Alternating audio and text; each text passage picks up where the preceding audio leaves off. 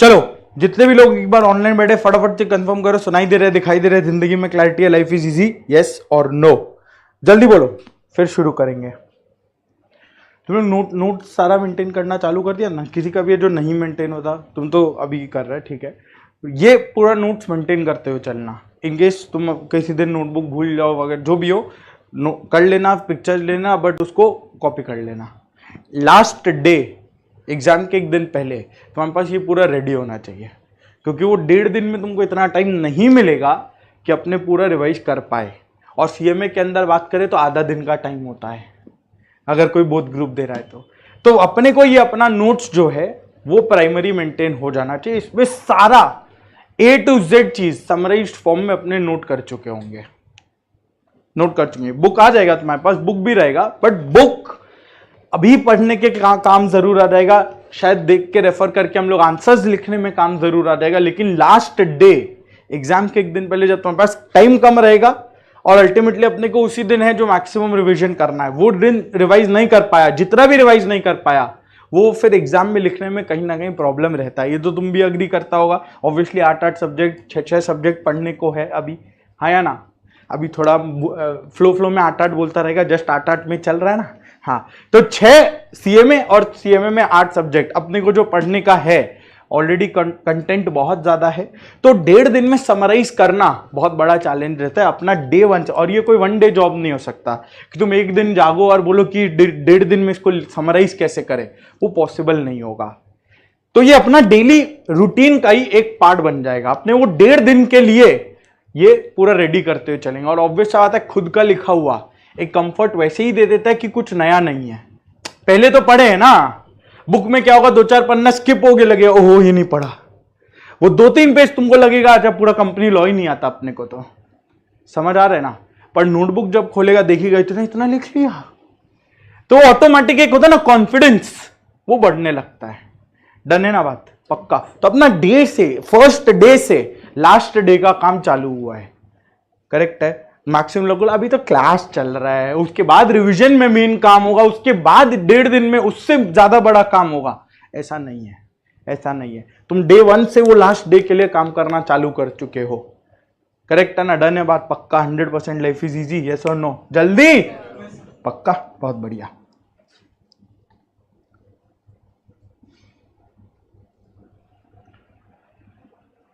तो चलो, good morning. जोर से, ऐसा नहीं, जोर से। खा पी के आया ना सब एकदम सुबह सुबह? बहुत नहीं खा पाया, बौखलाया हुआ होगा, और चिल्ला के बोलो, देखा टैक्टिक्स। बोलो गुड मॉर्निंग। चलो चालू करते हैं आज अपना second class, last class, basics Indian legal system का बेसिक समझा था। क्या तुम कल न्यूज फॉलो किए थे? Before going into the next class हम तुमको बता रहे अपना इंडियन लीगल सिस्टम से रिलेटेड कल एक इवेंट हुआ, तुम फॉलो किया था? कोई कुछ बोल सकता है क्या? नहीं, राखी बनाने में बिजी था कि बचने में बिजी था, कोई बांध ना दे। बोलो बोलो। अरे कल प्रहलाद जोशी का एक ट्वीट आया था कि 18 सितंबर टू 22 सितंबर वो एक पार्लियामेंट्री सेशन बैठाया जाएगा। वो क्या है क्या नहीं वो अपने आज देखेंगे। तो इसीलिए हम बोला ना इंडियन लीगल सिस्टम, तुमको लगा होगा ये क्या क्यों है, सिलेबस में तो है नहीं, लेकिन कोई भी लॉ का बेस अपना इंडियन लीगल सिस्टम है। तुमको पता तो होना चाहिए ना क्या आया, कब आया, क्यों आया, कैसे आया। कल को अगर तुम न्यूज में देखो एक पार्लियामेंट्री सेशन बुलाया जा रहा है तो उसका एजेंडा क्या होगा, क्यों बुलाया जा रहा है, क्या है ये, थोड़ा सा वो होता है ना एक दिमाग में सेट होगा। और सिंस तुम अभी स्कूल के बच्चे तो हो नहीं, कोई अगर एक राउंड टेबल डिस्कशन हो रहा है तुमको पार्टिसिपेट करना होगा ना, हाँ या ना? करेक्ट है ना? जीके जब कोई तुम इंटरव्यू में जाएगा, कोई तुमसे पूछेगा कि ये क्या है, किस तरह से है, तो तुम कुछ हट के अगर बोलेगा तब होगा ना तुम्हारा सिलेक्शन। पढ़ना कंपनीज एक्ट तो सभी पढ़ रखे हैं, सेक्शन 1, सेक्शन 2, सेक्शन 3, कौन क्या बोलता है, समझ आ रहा है ना बात? पक्का? तो अगर हम मेरा दोनों मानना होता है, करेक्ट, दोनों मानना होता है। एक मानना है कि तुम एकदम एग्जाम ओरिएंटेड पढ़ाई कर लो, बस खत्म, करेक्ट, जितना एग्जाम में पूछा है, जो जैसा पूछा है कर लो, डे 1 फर्स्ट मिनट से कंपनी लॉ का डिस्कशन चालू। एक एक्सट्रीम वो होता है, वो गलत है, क्योंकि तुम शायद कंपनी लॉ तो सीख जाएगा, फाइन, बट जब वो हो गया सिलेबस में तुम्हारा लिमिटेड लॉज ही होगा, इंटर और फाइनल मिला के तुम पूरा इंडिया का लॉ तो नहीं समझ पाएगा ना, वरना एलएलबी कर लेते, उसमें भी सारा लॉज नहीं समझाया जा सकता, हाँ या ना? कर भी लिया, कोई नया लॉ आ गया तब क्या करेगा? गोइंग, ये तो डे टू डे पार्ट है, ऐसा तो है नहीं सब्जेक्ट एक बार बन गया मैथमेटिक्स, एक बार बन गया बस, अभी नया इंटीग्रेशन कोई नहीं आ जाएगा, ऑब्वियसली वहां नहीं आएगा। यहां तो आ सकता है ना एक नया एक्ट। अभी अपने लास्ट क्लास देखे तो याद होगा तुमको, याद है क्या? कुछ बिल्स इंट्रोड्यूस किया रखा है लोकसभा राज्यसभा में, इंट्रोड्यूस किया हुआ है, और इसमें 3 अपना बहुत इंपॉर्टेंट बिल्स है।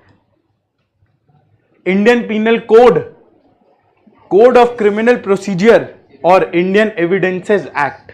ये 3 एक्ट जो ब्रिटिश के टाइम से, इंडिपेंडेंस के पहले से 1860s 1870s वहां से चले आ रहा है। अब बीजेपी गवर्नमेंट को लगा कि इसमें मेजर रिफॉर्म्स का दरकार है, और इसमें बहुत मेजर रिफॉर्म्स किया जा रहा है अगेंस्ट पेनल्टी, स्पेशली पेनल्टीज में जो पनिशमेंट आज के दिन है वो पनिशमेंट को इंक्रीज किया जा रहा है, obviously based on the nature of punishment. ऐसा नहीं कुछ भी किया अभी पनिशमेंट बढ़ गया, नहीं, based on the nature of punishment. समझ आ रहा है क्या?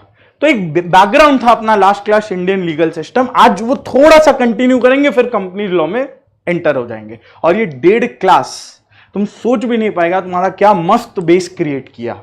ये तो एक एक्सट्रीम का हम बात किया। अब ऑन द अदर हैंड जो दूसरा एक्सट्रीम होता है कि अपने पूरा मस्त जीके का पूरा सेशन करते चले, पता चलेगा लॉ तो हुआ नहीं, जीके हो गया सारा। समझ आ रहा है ना? तो ये दोनों ही एक्सट्रीम नहीं करना है, कहीं ना कहीं एक मिडवे सोल्यूशन। जितना तुम्हारे सिलेबस के लिए जीके का रिक्वायरमेंट है वो अपने पहले ले लिए, बेस बिल्डिंग हो गया। अब हम लोग सिलेबस में एंटर करेंगे, और जब सिलेबस में एंटर कर लिया तो बस सिलेबस में एंटर कर लिया, फिर उससे रेफरेंसेस ड्रॉ करेंगे, तब तुमको लगेगा अच्छा बेस कितना इंपॉर्टेंट हो जाता है। समझ आ रहा है ना? क्योंकि इंडिया में 36,000 लॉज बनते रहेगा, हटते रहेगा, फिर बनते रहेगा, फिर हटते रहेगा, करेक्ट? हर लॉ का कोई सोर्स होगा, किस तरह से किस दिन इंट्रोड्यूस हुआ होगा, कैसे इंट्रोड्यूस होगा, सब कुछ रहेगा ना। अब जब ये तुम्हारा बैकग्राउंड रेडी है, आज हम तुमको जब बताएगा कंपनी लॉ किस तरह से आया, कैसे इंट्रोड्यूस हुआ, क्या नहीं हो, तुमको अपना अपना सा लगेगा ना, नहीं तो पराया पराया लगता, कुछ समझ में नहीं आता। समझ आ रहा है ना? पक्का 100%? लाइफ इज इजी, यस और नो? ठीक है, तो चलो मेरे साथ। अब अपने हर क्लास का रूटीन किस तरीके से चलेगा, जितने भी लोग ऑनलाइन बैठे क्लियर है यहां तक? पक्का 100% चलेगा मेरे साथ साथ। देखो, अब ऑब्वियस सा बात है, हम लोग डायरेक्टली सेकंड क्लास को प्रोसीड कर लेंगे तो एक फ्लो नहीं बनेगा। तो हम लोग हर क्लास क्या करेंगे, पिछले क्लास का जितना भी पढ़ा था लास्ट क्लास, वो हम लोग 5 to 10 मिनट्स के अंदर में पहले समराइज करेंगे। उससे क्या होगा, एक फ्लो क्रिएट हो जाएगा, लास्ट क्लास रिकॉल हो गया। क्योंकि ऑब्वियस सा बात है, देखो मेरे लिए बोलना बहुत ईजी हो जाएगा अगर एज अ टीचर बोले, तुम घर जाके रिवाइज करना। ऑब्वियसली तुम भी वो ट्राई तो करेंगे, इतना मैच्योरिटी है, तुम ट्राई करोगे, लेकिन बहुत दिन ऐसा भी हो सकता है जिस दिन तुम नहीं पढ़ पाओ, कोई प्रायर कमिटमेंट हो, कहीं मिलने जाना है, कहीं कैफे जाना है, कहीं कॉफी शॉप में जाना है ना, कुछ भी ऐसा जरूरी नहीं खाली यही हो, किसी दिन तबीयत बिगड़ जाए, कुछ भी, बहुत सारा reason, n number of reason हो सकता है जिस वजह से तुम बुक शायद उस दिन नहीं खोल पाओ। इसको बहाना मत बनने देना, लेकिन ठीक है। तो बस उस चीज के लिए क्या करेगा, तुम लोग को साथ में एक पैरिटी में ले आएगा, ताकि नेक्स्ट क्लास, करंट क्लास में हो सकता है कोई रेफरेंस ड्रॉ हो तो वहां कहीं ग्रीक ना लगे, वो लगे कि हाँ ठीक है अभी तो पढ़े थे, ताजा ताजा है। समझ आया क्या यहां तक? पक्का हर सब्जेक्ट इस तरीके से करना। और सिंस अभी तुम लोग का 2-3 चीज तुमको बता देता है, सिंस अभी तुम लोग का नंबर ऑफ क्लासेस भी डेली का इंक्रीज हुए जा रहा है, 3 चल रहा होगा शायद, अभी 4 आ जाएगा, करेक्ट? जब तुम 3 से 4 क्लास एक दिन में करोगे, 2-2 ढाई घंटे का एक क्लास, तो तुम्हारा दिन का कितना घंटा चला गया क्लास में? 8 to 10 आवर्स, डिपेंडिंग ऑन 2 या 2.5 घंटे जो भी हो, 8 to 10 आवर्स क्लास में चला गया, हाँ या ना? अब तुमको लगे रिवाइज कैसे करें, अब तुमको लगे रिवाइज कैसे करें, और ये चीज को जितना जल्दी तुम अपना हैबिट बना लो उतना फायदा। जितना जल्दी इस चीज को हैबिट में बना, कुछ नहीं करना है तुमको, कुछ नहीं, जो क्लास में पढ़ रहा है ना बस उसको पेजेस पलटा लो, सिंपल पेजेस पलटा लो। कोई तुमको ये नहीं करना है देखे कि एक बार पढ़ने बैठते हैं, इतना बड़ा टास्क ले लेगा ना तो हो नहीं पाएगा, वो लगेगा ठीक है अभी बैठते ऐसा चलता जाएगा। तो करना क्या है, सिंपल, 4 दिन का 4 क्लास हुआ है, डे के एंड में जब सोने जाएगा खाना वाना खा के पहले 2 घंटा निकाल सकता है उस समय, उसमें सिर्फ तुमको क्या करना है, जो दिन का 4 हुआ है उसको पेजेस पलटा लो, क्या हुआ, एक बार दिमाग में सेट कर लो, बोल लो। अगर प्रैक्टिकल सब्जेक्ट है तो एक आध सम को फिर से कैलकुलेटर पे सॉल्व कर लो। और अगर कोई सब्जेक्ट में होमवर्क जा रहा है, बहुत बढ़िया बात है, होमवर्क कर लो, बस काम हो गया तुम्हारा। समझ आ रहा है ना? ये तुम अगर अभी से डिसिप्लिन बना लिया, देखो वन डे में कुछ नहीं बनता, Rome wasn't built in a day, मालूम है? वो धीरे धीरे तुमको डिसिप्लिन सेट करना पड़ेगा। ऑब्वियस सा बात है, बहुत दिक्कत आएगा, इतना ईजी होता तो हर कोई कर लेता, बहुत दिक्कत आएगा, लेकिन वो दिक्कत जितना जल्दी तुम ओवरकम कर लिया, तुम उतना ही रेडी रहेगा ये बैटल के लिए। समझ है ना? पूरा 100%। तो कोई दिक्कत नहीं है, तुम कंटिन्यू करो। और रहा बात तुमको कहीं कोई दिक्कत लग रहा है कि ये नहीं हो पा रहा है, ये नहीं हो पा रहा है, ये प्रॉब्लम आ रहा है, कोई दिक्कत नहीं है, आके मेरे से पूछो। क्योंकि एक बहुत सिंपल सा चीज देखो, हम एक काम इजीली कर सकते हैं, अपना सिलेबस कंप्लीट कराए और निकल ले, डन। मेरा तो 100 मार्क्स का डिलीवरी हो गया। प्रॉब्लम ये कि तुम अभी बहुत मेजर जंप लेके आए, फाउंडेशन कुछ नहीं था, तुम भी जानते हो, करेक्ट? आधा लोग नकल करके भी पास हो जाता है, हम तो यही मानते हैं, सब लोग ही वैसे पास हुआ होगा। फाउंडेशन एक अलग चीज था, इंटर एक अलग गेम है। तो जितना जल्दी इसके लिए प्रिपरेशन चालू कर देना उतना बढ़िया होगा, बस और कुछ नहीं, बस इतना ही सब आता है। और ऐसा इसमें कुछ नहीं है इंटर में कि दिमाग बहुत ज्यादा होना चाहिए तभी हो पाएगा, मेरे से नहीं हो, ये कुछ नहीं।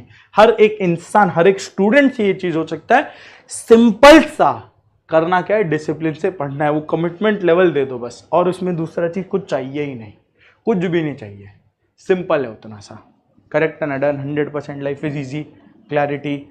जब जब तुम रिवाइज करो, घर जाके आराम से जब रिवाइज करो, इनकेस तुमको लगे कहीं कुछ डाउट है ये टॉपिक में, कुछ तो अपने बात किए थे लेकिन शायद तुम्हारे कॉपी में नोटिंग रह गया हो, कुछ भी हुआ हो, अगर तुमको उस एरिया में लैक्यूना लग रहा है, आराम से नेक्स्ट डे आके पूछ लेना, कोई दिक्कत ही नहीं है। पक्का ना? 100% करेगा ये ट्राई, प्रॉमिस नहीं मांग रहा है, बस ट्रायल मांग रहा है और कुछ नहीं। और तुमको किसी को यहाँ पे जस्टिफाई नहीं करना होता है। अब गॉन अदर डेज जो मम्मी पापा तुम्हारे रूम में आएंगे और देखेंगे तुम कर क्या रहे हो, रील घाट रहे हो या पढ़ रहे हो, इंस्टाग्राम रील्स, वो देख रहा है या पढ़ रहा है, तो अब वो सब टाइम गया। अब तुम इतना मैच्योर हो गया है कि वो एक्सपेक्टेशन है कि तुम अपने से पढ़ लो, है ना? कोई तुमसे पूछने वाला नहीं है, बस तुमको अपने आप से सच बोलना है। That is it, that is it. अपने आप से सच बोल लो, बस बात खत्म। हम तो रेडी बोल रहे, एकदम बोल रहे, हम कुछ बड़ा बड़ा बात नहीं करेगा। एज ए टीचर बोलना बहुत ईजी होगा, ये तुम दिन में 14 घंटा पढ़ो, 15 घंटा पढ़ो, ये है कुछ भी नहीं। Just try. 4 क्लास तो देखो तुम्हारा चले गई डिसिप्लिन के साथ, अपना दिल, दिमाग और मुंह, जुबान लेके आ जाना, 4 क्लास हो जाएगा, करेक्ट? झमेला आएगा तुम्हारा सेल्फ डिसिप्लिन वाला रिवीजन को लेके। एक दिन में तुम 2 घंटा नहीं बैठ पाएगा, फैक्ट ऑफ लाइफ है ये। आधा घंटा बैठ पाएगा, फिर लगे नहीं होगा, 4 क्लास के बाद ये और टॉलरेट नहीं हो पाएगा, बंद करके साइड हुआ, फाड़ मत देना बुक को, बस आगे भी काम आएगा। आधा घंटा आएगा, अगले दिन 40 मिनट पहुंचेगा, फिर 50 मिनट होगा, इस तरह से तो बढ़ेगा। आजा, इस तरह से तो बढ़ेगा ना, हाँ या ना? बस अपने को बढ़ा के 2 घंटा पहुंचा लेना है, और जितना जल्दी वो काम हो गया, life is good, life is easy. और फिर तुम देखिए तुम्हारे सिस्टम में बैठ गया है, क्या होगा जानता है? मम्मी बोलेगी कुछ और, मूवी चल, तुम बोलेगा नहीं। जेन्युइनली बता रहे, तुम खुद बोलने लगेगा, कोई और को बोलना नहीं पड़ेगा। और जिस दिन तुम खुद बोल लिया, समझ जाना कि तुम सही ट्रैक में पहुंच गए। किसी और को बोलना पड़ा तो कितना दिन तक बोल लेगा वो? क्लियर है ना? 100%। हम बहुत जेन्युइन बात करेगा, और सबसे सही चीज हम तुमको बता रहा है, एज अ स्टूडेंट बात करेगा। जो हम एज अ स्टूडेंट अप्लाई किया था, एज अ टीचर बात करना बहुत अलग होगा। तुमको लगेगा बोलना तो बहुत ईजी है, समझ आ रहा है ना? इसलिए हम वही बोलेगा जो खुद प्रैक्टिकली पॉसिबल हो, एकदम भी इम्पॉसिबल, इम्प्रैक्टिकल बात नहीं करेंगे अपने। डन? पक्का डन। और हम तो ये भी बता रहे हैं, तुम ट्राई करो, कहीं दिक्कत लगे आगे पूछो, अपने उसका सोल्यूशन निकालेंगे, क्या प्रॉब्लम आ रहा है, कैसे इसको सॉल्व किया जाए। डन है ना? पक्का 100%। चलो इसके साथ एक बार लास्ट क्लास को पूरा रिवाइज करते हैं, फिर आगे चलेंगे। सिलेबस को क्या रिवाइज करेगा, छोड़ो, सिलेबस बस रेफरेंस के लिए। हाँ, पहला पढ़ना सिलेबस, लास्ट डे में चेक कर लेंगे सारा पे टिक पड़ गया ना, हाँ पड़ गया, very good, life is easy. अपने चले थे सबसे पहला लॉ का। What is law? याद है वो पीपीटी से अपने डिस्कस किए थे। एक मैडम गाड़ी चला रही थी, देख के तो बड़ी खुश लग रही थी, लेकिन उसका घर में झगड़ा होके आया था, हाँ या ना? और झगड़ा हो गया था, मन में गुस्सा भरा पड़ा, गाड़ी गए दाएं बाएं, कहां भिड़ा? एग्जाम्पल में पेड़ में भिड़ा था, और अपने फिर कार्टून कैरेक्टर को डाले थे, कौन कौन? जियान और कालिया को डाला था। अब जब वो बोल के सॉरी बोल के निकल ली तो हो गया काम, बोलो ना, गड़बड़ होगा ना? प्रॉब्लम समझा क्या? क्या गाड़ी था, अब लोग गाड़ी का मिसयूज करने लग गए हैं, और अगर वहां पे स्ट्रिक्ट पनिशमेंट नहीं लाया गया, क्या होगा? एक को देख के दूसरा, दूसरे को देख के तीसरा, तीसरे को देख के चौथा, चौथे को देख के 8 लोग, और ऐसा चेन बढ़ता जाएगा। तो 3 लोग की मदद करो, उनसे कहना और 3 लोग की मदद करें। समझ आया ना? तो इस तरह से बढ़ता चला जाएगा, लोग रेकलेस होने लग जाएंगे, नेग्लिजेंट होने लग जाएंगे।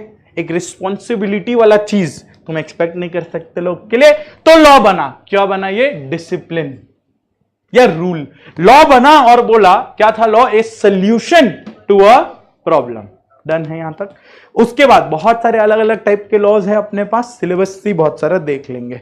तब अपने गए थे इंडियन स्ट्रक्चर में। 3 स्ट्रक्चर में अपने ब्रॉडली गवर्नमेंट ऑफ इंडिया को डिवाइड करते हैं। क्या 3? एडमिनिस्ट्रेटिव, लेजिस्लेटिव और जुडिशियरी। आज अपने पूरा इसको कंप्लीट कर चुके होंगे। Administrative, legislative, judiciary. एडमिनिस्ट्रेटिव क्या था? एडमिनिस्ट्रेटिव इज एग्जीक्यूटिव, यानी डे टू डे वर्क जो तुम आज के दिन कर रहे हो। Day to day class attend करना is your administrative task. Operational चलेगा, उसमें कुछ सोचने का नहीं होता है। लेजिस्लेटिव, सोच विचार करके प्लान बनाया, लॉ बनाया, करेक्ट, पार्लियामेंट वाला काम। और नेक्स्ट अपना आ गया जुडिशरी, यानी कोर्ट ऑफ लॉज जितने भी है। तो लेजिस्लेटिव अपने लास्ट क्लास पूरा देखे थे, अभी रिवाइज करेगा। आज का टारगेट होगा बाकी दोनों करके आगे चलना। डन है यहां तक? पक्का। अब जब लेजिस्लेटिव पढ़े थे, अपना एक बहुत इंपॉर्टेंट इंसान थे, मास्टरमाइंड। मेरे लिए तो देखो हम उनको मास्टरमाइंड बोलता है, क्योंकि वो ऐसा ऐसा चीज दे के गए जो किसी के बस का बात नहीं था। आज के दिन देख ले तो कुछ नहीं होगा। तो एक इंसान थे जो अपना इंडियन कॉन्स्टिट्यूशन दे के गया, गिफ्ट था वो इंडिया को। क्या? कौन? Doctor B.R. Ambedkar. Full form मालूम है? भीमराव। आगे?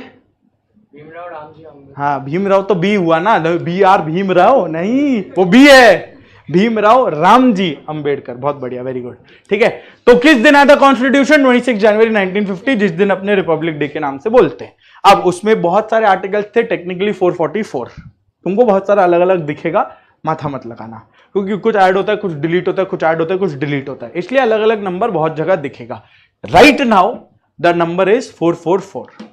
ठीक, 444 आर्टिकल्स है, जिसमें से अपने को 245, 246 बहुत इंपॉर्टेंट था। 245 बोला कोई भी लॉ इंडिया में इंप्लीमेंट होने के लिए पार्लियामेंट से होकर निकलना होगा, लेजिस्लेटिव स्ट्रक्चर से होकर निकलना होगा, तभी वो लॉ कहलाएगा। अदरवाइज उसको आप लॉ नहीं बोल सकते। कोई भी आया लॉ बना के चल गया, ये नहीं हो पाएगा।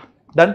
फिर 246 क्या बोल? मेरे को मालूम है B.R. अम्बेडकर ऐसा सोचे, मेरे को मालूम है तुम में दिमाग नहीं है, हम देके जा रहे हैं दिमाग। 3 सब्जेक्ट वो लिख के चले गए। 246 में क्या लिखा? शेड्यूल नंबर 7 में 3 सब्जेक्ट लिख दिया। क्या क्या?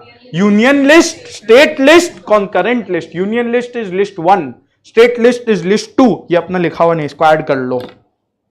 यूनियन लिस्ट के नीचे लिखना लिस्ट 1, स्टेट लिस्ट में लिस्ट 2 और कॉन्करेंट लिस्ट में लिस्ट 3।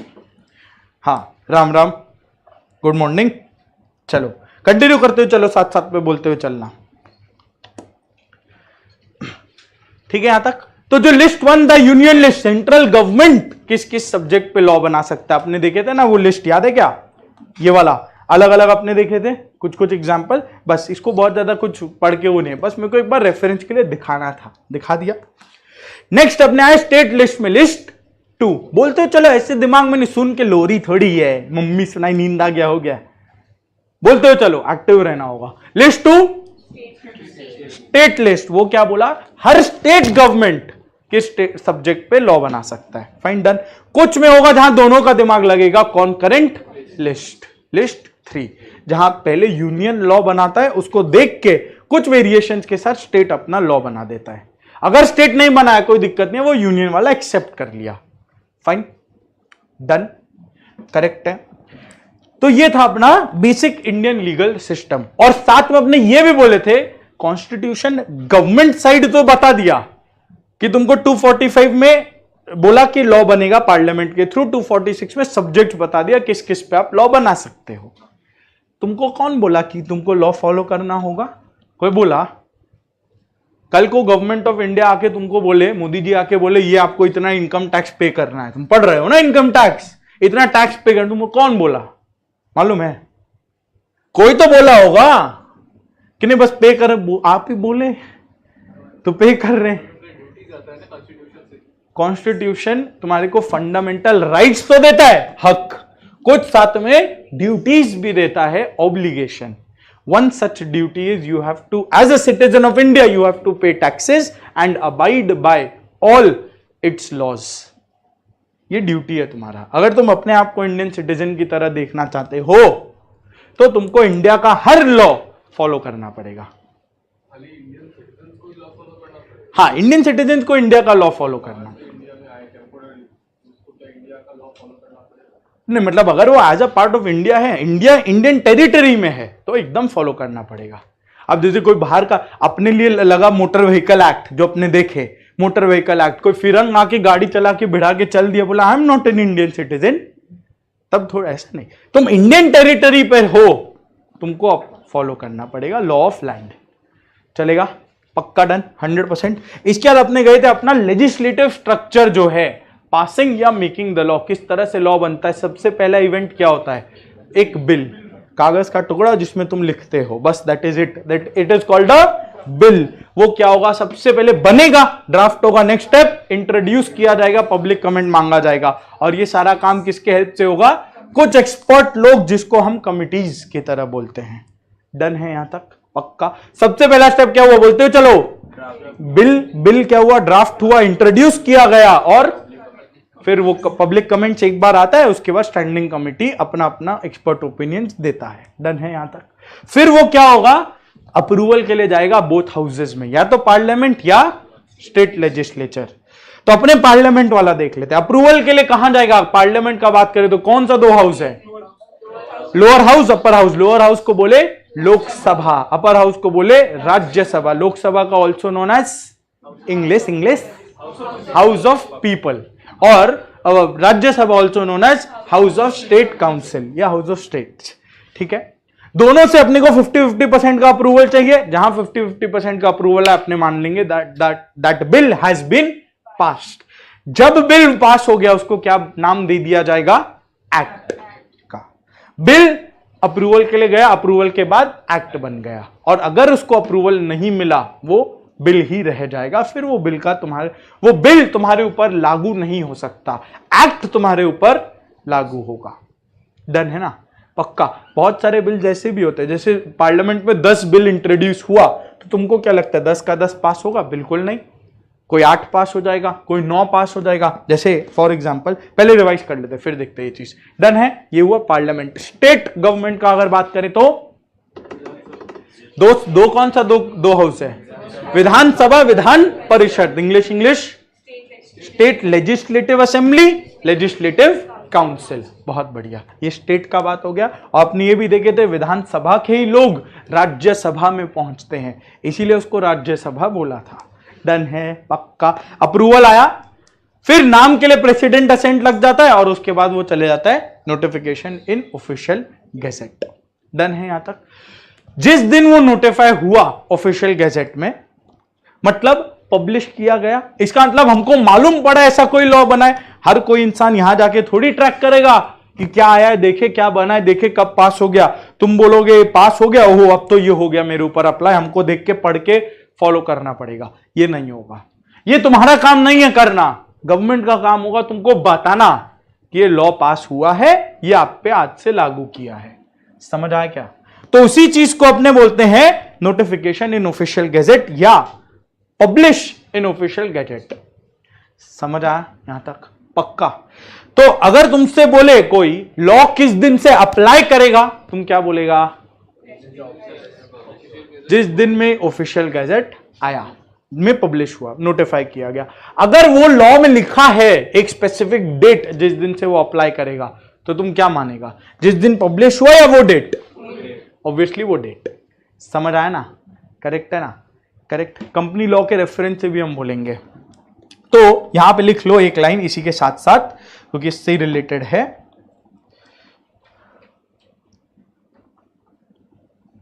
एक स्टार मार्क के लिख लो, एप्लीकेबिलिटी ऑफ लॉ। या ऐसे रुक जाओ, मत लिखो,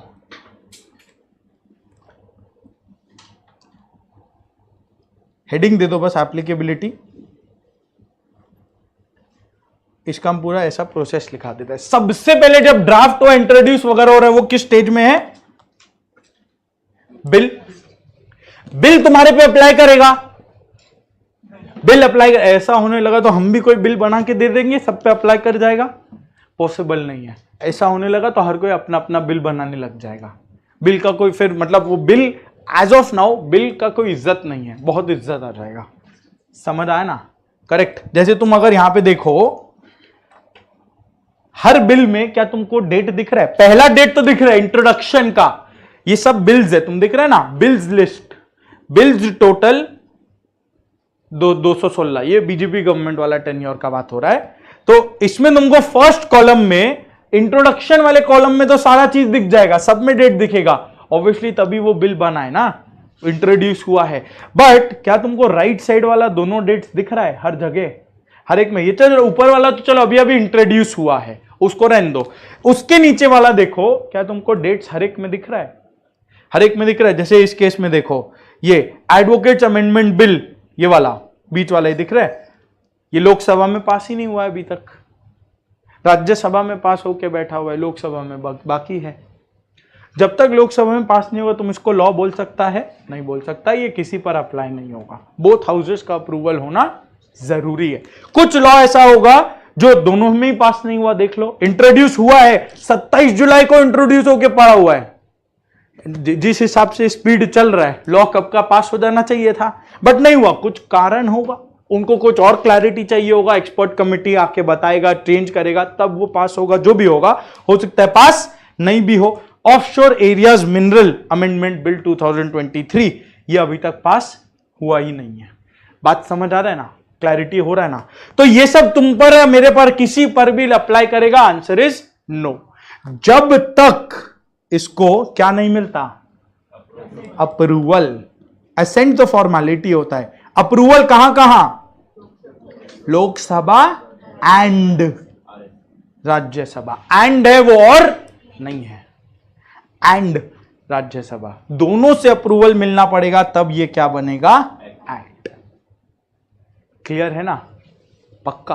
और ये एक्ट है जो तुम पर अप्लाई करता है। डन है?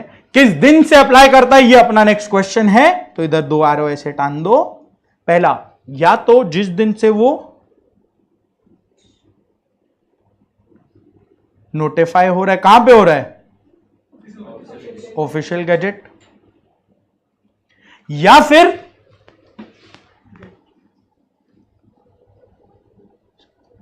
Specific date of application, specific date of applicability, whichever is earlier या later,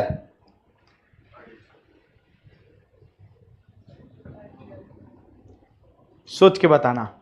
सपोज एग्जाम्पल, ये हम डायरेक्ट आंसर नहीं दे रहे हैं, हम चाहते हो तुम्हारा थॉट प्रोसेस बने। हम बोला ना, लॉ प्रॉब्लम पता करके तुम लॉ बनाना सीखो पहला। तो सपोज करो नोटिफाई हुआ लेट से 30 जुलाई नोटिफाई हुआ। नोटिफाई होना मतलब तुमको पता चलना, तुमको मालूम पड़ो हो ऐसा लॉ आया है इंडिया में, करेक्ट। बट वो लॉ खुद बोलता है कि भाई तुम पर ये अप्लाई करेगा 5 अगस्त, तो तुम क्यों पहला 5 दिन से ही मान लेगा क्या? बोलो ना, वेट करेगा ना 5 अगस्त का। 5 अगस्त आएगा, तुम बोलेगा चल ठीक है अपने ऊपर अप्लाई हो गया, ये बात पक्का डन। अभी कुछ लिखो नहीं, बस इधर सुनो पहले, किस तरह से लिखना है वो हम लिखा देगा। समझ आया बात? पक्का डन 100%। नेक्स्ट, अभी अगर मान लो 5 अगस्त को नोटिफाई हुआ, बट वो एक्ट बोला कि ये अप्लाई हो जाएगा 30 जुलाई, ये पॉसिबल ही नहीं है। तुम बोलेगा अगर आपको 30 जुलाई को अप्लाई करना था, पहले बताने का था, मालूम ही नहीं जो चीज आप पहले अप्लाई कैसे कर लेंगे? समझ आया ना? करेक्ट ना? क्लियर? अमेंडमेंट रेट्रोस्पेक्टिव हो सकता है, उसका कुछ कुछ क्लॉज आ जाता है, बट वो लॉ का एप्लीकेबिलिटी, फर्स्ट टाइम एप्लीकेबिलिटी हुआ ना। अमेंडमेंट माने क्या, लॉ तो बना हुआ है, एप्लीकेबल है, पहले से ही है, फिर वो एक डेट आ जाता है, कुछ कुछ चीज जो रेट्रोस्पेक्टिव एप्लीकेबिलिटी हो जाता है। समझ आ रहे ना। बट इस चीज में तुमको लॉ पता तो होना पड़ेगा ना, तब तुम अप्लाई कर पाएगा। बिना पता लगे तुम अप्लाई कैसे करेगा। समझ आया ना, basic basic 100%। Life is good. बोलो क्या लिखेगा यहां पे, which ever is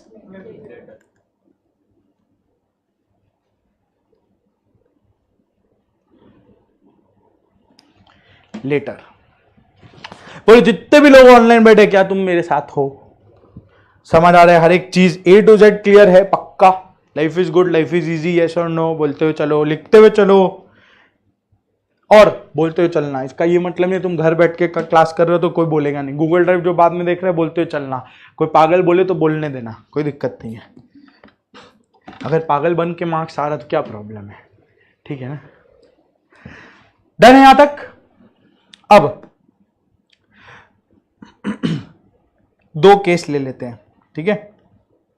case 1, date of applicability let's say 30 जुलाई 23 नोटिफाई हुआ, सॉरी नोटिफाई किया। एप्लीकेबिलिटी का डेट क्या बोला, इसको जानते हैं अपने क्या बोलते हैं, NIOG बोलते हैं, नोटिफिकेशन इन ऑफिशियल गैजेट, NIOG। डन। इसके बाद अप्लाई कब से किया, वो बोला कि हम अप्लाई करेंगे 30 अगस्त 23। बोलो डेट क्या होगा, लागू कब से होगा, ये लागू कब से होगा, 30 अगस्त। चलेगा, पक्का। केस 2 उल्टा कर दो।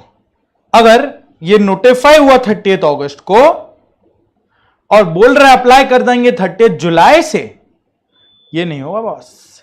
कब से होगा बताना तो पड़ेगा ना अप्लाई कराने के लिए। तो वही बात हो गया, ICAI मान ले कि सिलेबस चेंज और बस हो गया चेंज, बताना होगा ना नया सिलेबस क्या है। समझ आया ना, पक्का 100%। यहां तक डन है, किस तरह से लॉ अप्लाई हुआ, क्लियर। अब देखो सॉरी, ये अपना पूरा लेजिस्लेटिव वाला एंगल डन। किसी को भी कहीं कोई doubt, query, question, life is easy, पक्का। अब अपने चलते रिमेनिंग दो, क्या क्या, एडमिनिस्ट्रेटिव और जुडिशियल। ये दोनों का तुमको एक ब्रीफ आइडिया दे देता है, क्योंकि हर लॉ में ये तीन चीज का ध्यान रखा जाता है। लेजिस्लेटिव एंगल, कैसे बिल से एक्ट बना अपने देखे, हर लॉ ये गो थ्रू करेगा। हर लॉ में एक एग्जीक्यूटिव एंगल होगा और हर लॉ में एक जुडिशियल एंगल होगा, क्योंकि उसमें भी केस लॉज बनेंगे।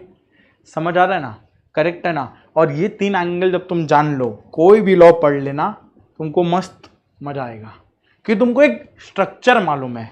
तुमको मालूम है कि अगर गवर्नमेंट कुछ बोल रहा है तो वो कैसे बोल रहा है। कहीं पे अगर नोटिफिकेशन लिखा है इसका मतलब क्या है, कहीं पे रूल्स लिखा है इसका मतलब क्या है, वही नहीं मालूम तो फिर आगे जाके क्या करेगा। समझ आया ना। इतना इतना जब एक्ट अपने को पढ़ना है सिलेबस में, एक बेसिक में 1.5-2 क्लास खर्च करके वो इन्वेस्टमेंट है, वो खर्चा नहीं है। पक्का डन 100%। चलो आगे इधर देखो। अब अभी जो अपने पढ़ रहे थे लेजिस्लेटिव एंगल,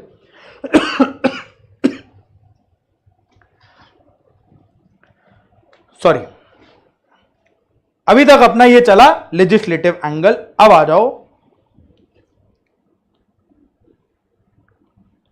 वैसे लेजिस्लेटिव एंगल में एक खाली जस्ट जीके वाला पार्ट है, इसमें लॉ से रिलेटेड कोई बात नहीं है। लेजिस्लेटिव एंगल किसके अंडर में आ रहा था, पार्लियामेंट।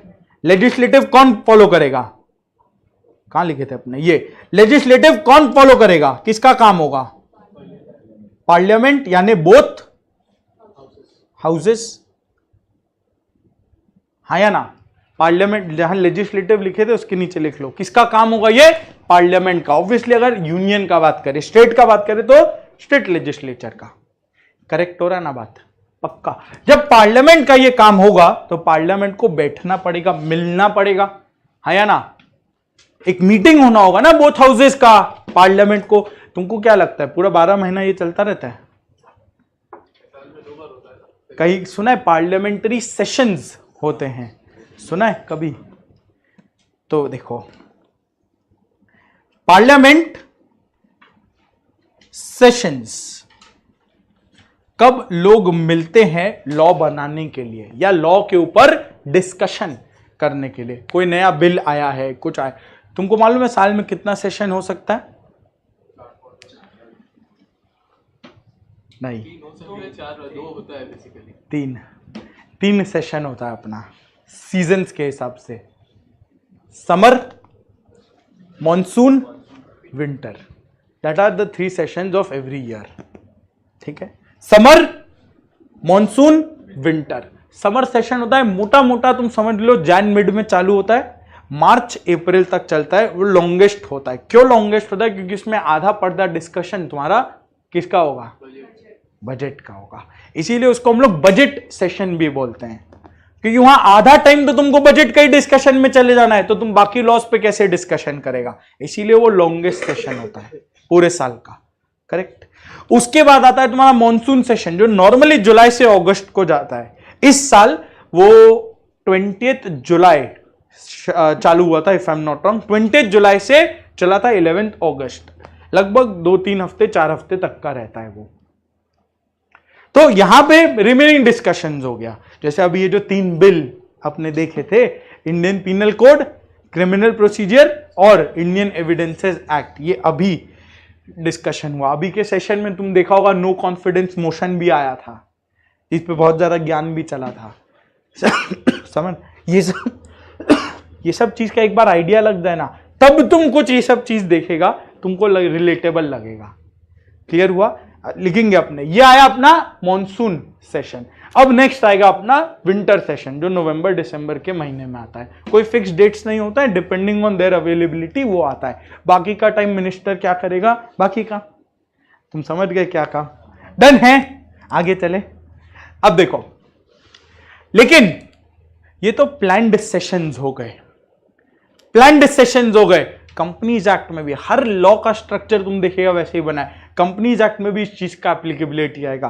कंपनीज एक्ट में भी प्लान्ड मीटिंग्स होते हैं।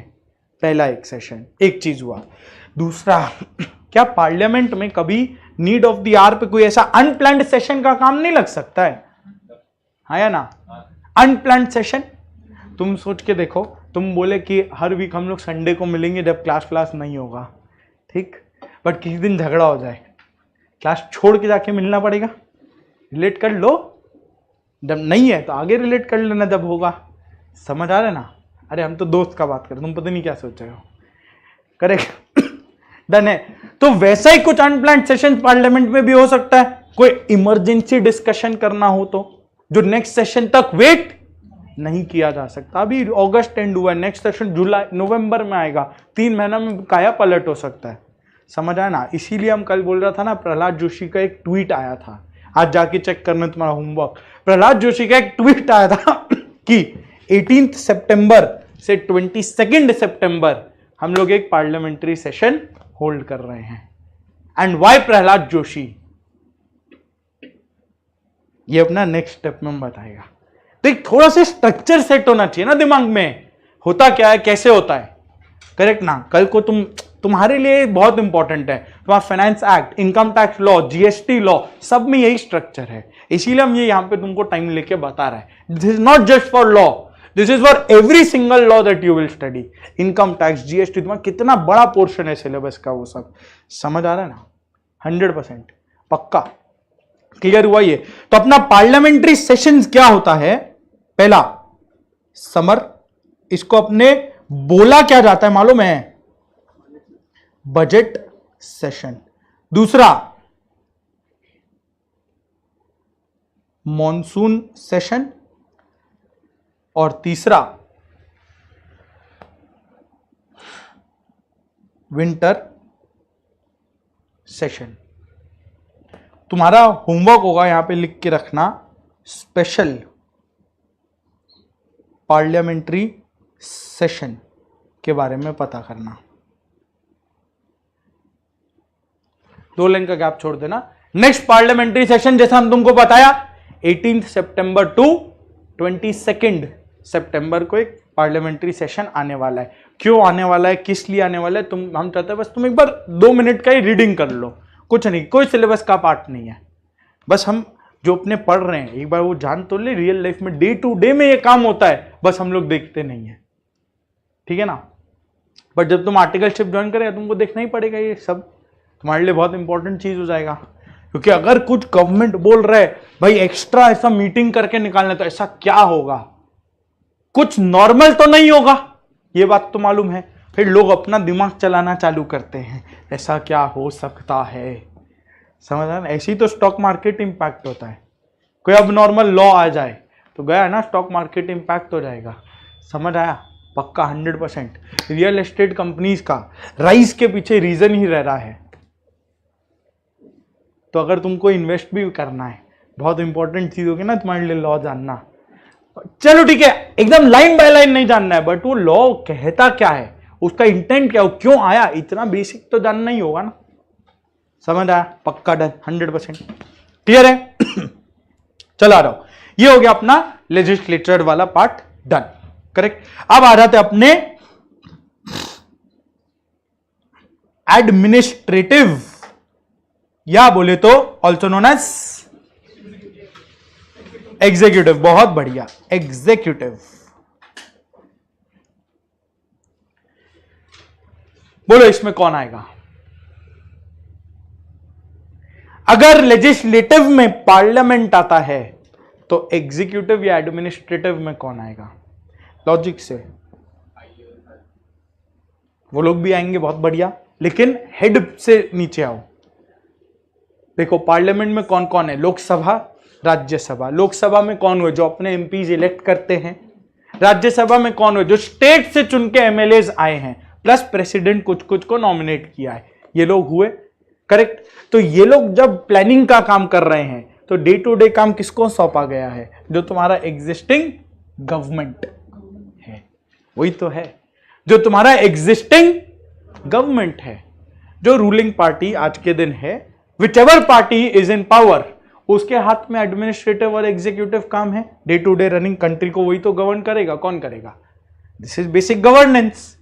समझ आ रहा है क्या, अरे पक्का ना, देखिए बेसिक चीज बस रिलेट हो जा रहा है, पता अपने को सब है, बस अलग अलग तरीके से उसको कंसोलिडेट कर रहा है, और कुछ नहीं कर रहे यहाँ पे, डन है यहाँ पे बात, पक्का। तो ये किसका काम होगा,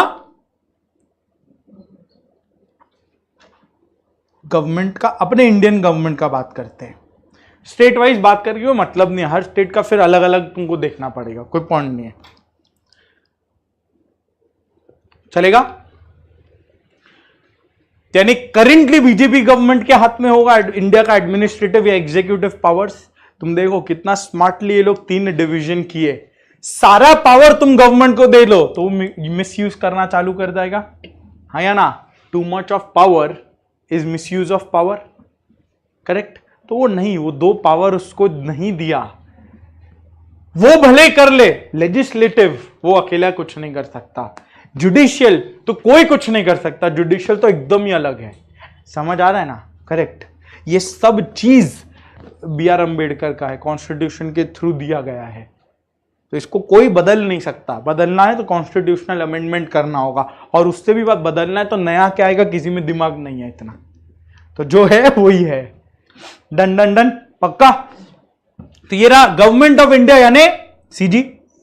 तुम एक्ट में बहुत जगह देखेगा एज नोटिफाइड बाय सीजी या एज अप्रूव्ड बाय सीजी, बहुत सारे एक्ट में तुम देखोगे।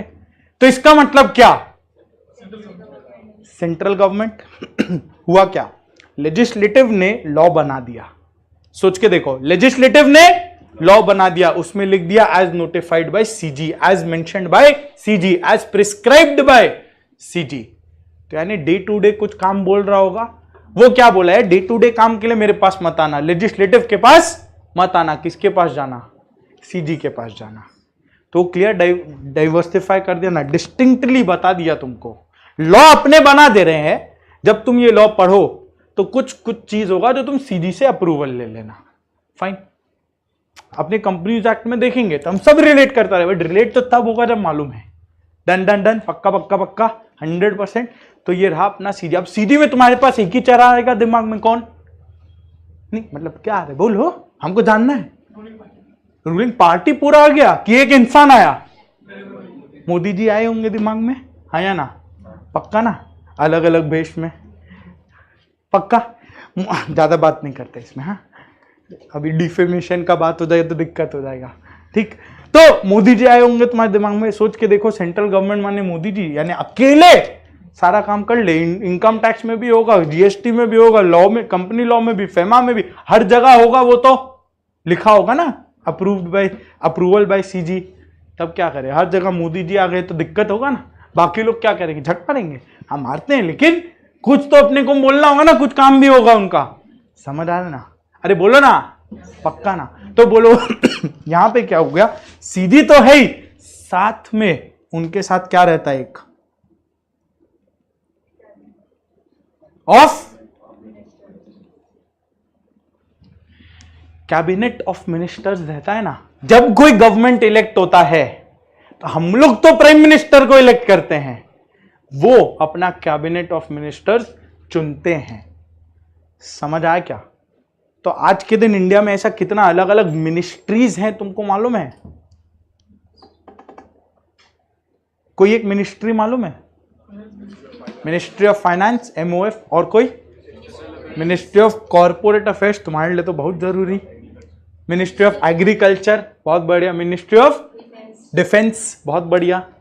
और एक्सटर्नल अफेयर्स, बहुत बढ़िया। और railways, home affairs, home ministry जिसको अपने बोलते हैं, रिलेट हो रहा है ना। तो ये सारा अलग अलग बहुत सारा है। Ministry of coal, ministry of mining, बहुत सारा, 36 तो। मिनिस्ट्री ऑफ एजुकेशन, 36 तो मिनिस्ट्री है। सिविल एविएशन, बहुत सारा मिनिस्ट्रीज है, करेक्ट। तो कितना मिनिस्ट्रीज है अपना? 35। लेकिन ये सही बोला, गलत नहीं बोला। ये मिनिस्ट्रीज ऊपर नीचे हो सकता है, कोई रूल ऑफ लॉ नहीं है। कोई रूल ऑफ लॉ नहीं है कि ये 35 का 35 ही रहेगा। आज के दिन है, कल को बढ़ सकता है, घट सकता है, कोई प्रॉब्लम नहीं है, क्योंकि ये नंबर कहीं डिफाइंड नहीं है। As per the requirement of the government वो अपना मिनिस्ट्री बनाए, उतना मिनिस्टर्स हो, जैसा भी हो वो अपना बना दे मिनिस्टर्स, चलेगा? पक्का 35 मिनिस्ट्रीज हैं। एग्जाम्पल्स में लिखेगा कुछ कुछ। एमओएफ बोलो, एमसीए तुम्हारे लिए 2 काफी है। मिनिस्ट्री ऑफ डिफेंस लिखना हो लिख लेना। मिनिस्ट्री ऑफ रेलवेज, एजुकेशन, बहुत सारा है।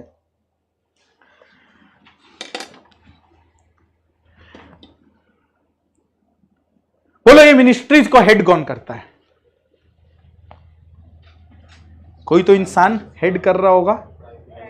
सारे मिनिस्ट्रीज को प्राइम मिनिस्टर हेड करेगा, तो बनाया क्यों मिनिस्ट्री? इसीलिए हम देखा ना, हम डायरेक्ट आंसर नहीं बता रहे, हम चाह रहे तुम थॉट प्रोसेस डेवलप करो। प्राइम मिनिस्टर इलेक्ट हुए, वो उनको मालूम है उसका किससे वेवलेंथ मैच होता है, किसमें कैसा दिमाग है। एक बहुत इंपॉर्टेंट मिनिस्ट्री छोड़ दिया, बोला नहीं, रोड। एक जन जो तुमको आज के दिन सुनने में बहुत बढ़िया लगेगा, नितिन गडकरी, रोड मिनिस्ट्री।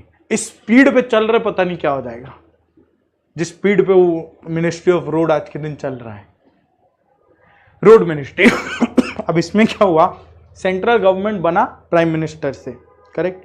वो इलेक्ट किए, उनका मालूम है अलग अलग मिनिस्ट्रीज जो क्या होता है।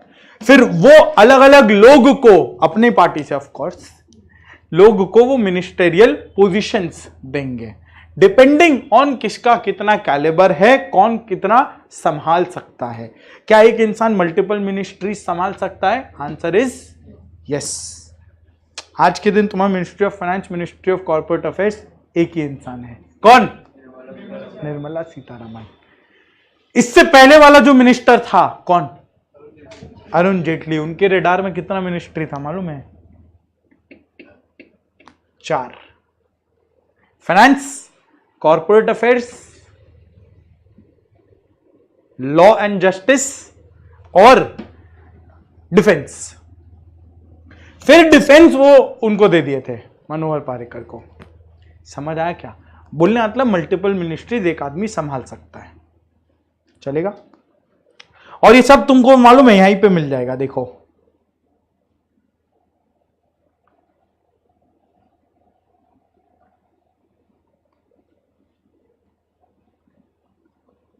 ये देखो दिख रहा है, कुछ यहां पे दिख रहा है, क्या लिखा है तुमको यहां पे? प्राइम मिनिस्टर कौन है दिखा दिया, श्री नरेंद्र मोदी। और तुम देखो इनके रेडार में 2 डिपार्टमेंट्स भी आ रहा है, क्या क्या? Department of atomic energy, nuclear attack कौन करेगा? कोई भी आदमी।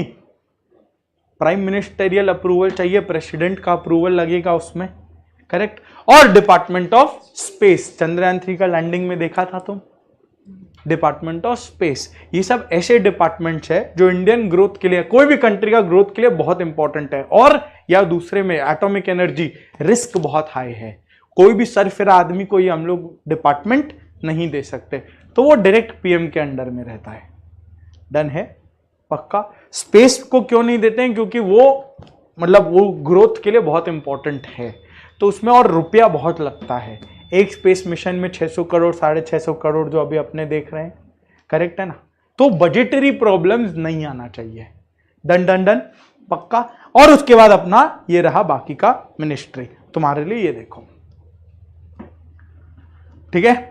Nirmala Sitharaman, ministry of finance, ministry of corporate affairs. Finance ministry में क्या क्या आ गया? बजट रिलेटेड और तुम्हारा सारा tax related matters, income tax, GST, सारा इनके अंडर में आ गया। और एमसीए में क्या आया? कॉर्पोरेट रिलेटेड सारा बात, यानी कंपनीज एक्ट, एलएलपी एक्ट, इनके अंडर में आ गया, correct.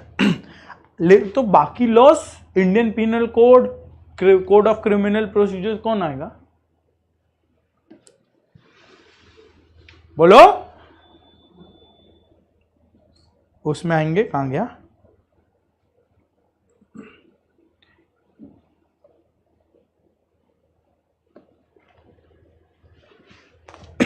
Ministry of law and justice, ये आ जाएगा अर्जुन राम मेघवाल, उनके अंडर में।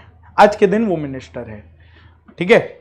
इतना खैर जानना नहीं, हम बस तुमको गाइडेंस दे रहा है कि आया क्या। ये सब एडमिनिस्ट्रेटिव या एग्जीक्यूटिव पावर्स एंजॉय करते हैं आज के दिन इंडिया में। तुमको अगर कंपनीज एक्ट से रिलेटेड कोई भी काम है, you know who is the highest authority? कौन? मोदी जी? नहीं, कौन? एमसीए, निर्मला सीतारमण। समझ आया ना? करेक्ट, 100%। हम क्यों बताया था ट्वीट प्रहलाद जोशी, वो नाम क्यों लिया था? तुम बोलो ना, अब सोच के बोलो क्या हुआ होगा। कोई ऐसा डिपार्टमेंट होगा, कोई ऐसा मिनिस्ट्री होगा जो ये पार्लियामेंट का काम संभालता होगा, और उसका हेड कौन है? प्रहलाद जोशी। उसके अकाउंट से ट्वीट आया। अभी फाइनेंस या कॉर्पोरेट अफेयर्स का ट्वीट किसके अकाउंट से आएगा? एमसीए या निर्मला सीतारमण। समझ आ रहे ना? ये देखो, Shri Prahlad Joshi, ministry of parliamentary affairs. जो कोई स्पेशल सेशन आना होगा इनके अप्रूवल के बगैर नहीं आ सकता। समझ आ रहा है क्या? थोड़ा क्लियर हो रहा है क्या? तो लेजिस्लेटिव क्या किया? लॉ बना के इसके हाथ में सौंप दिया, अब इसको आप इंप्लीमेंट कराइए, इसको एग्जीक्यूट कराना आपका काम होगा। हमारे पास एग्जीक्यूशन का टाइम नहीं है। समझ आया? 100% क्लियर है। इनको हम लोग लेजिस्लेटिव पावर्स नहीं दे सकते। क्यों? अरे ये सब बीजेपी है। इसका मतलब जो इनका मन में आएगा लॉ बनाने का बना के निकल लेंगे। कोई लॉ कभी अपोज ही नहीं होगा, तो डिक्टेटरशिप गवर्नमेंट हो जाएगा। But India is not a dictatorship government. वो क्या है? डेमोक्रेसी है। हाँ, वो बात अलग है। अभी थोड़ा थोड़ा डिफरेंसेस आगे तुम समझ जाना। चलो आगे। डन, पक्का 100%। Life is good, life is easy. Clarity आ रहा है क्या? बोलो ना, पक्का। ठीक है, तो यहां अपना 35 मिनिस्ट्रीज होंगे and respective heads will be chosen for every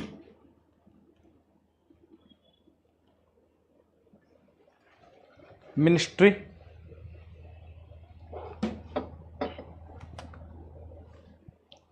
वैसे तुमको एक और इंटरेस्टिंग पीस ऑफ फैक्ट बता दे, पीयूष गोयल तुमको मालूम है कौन है?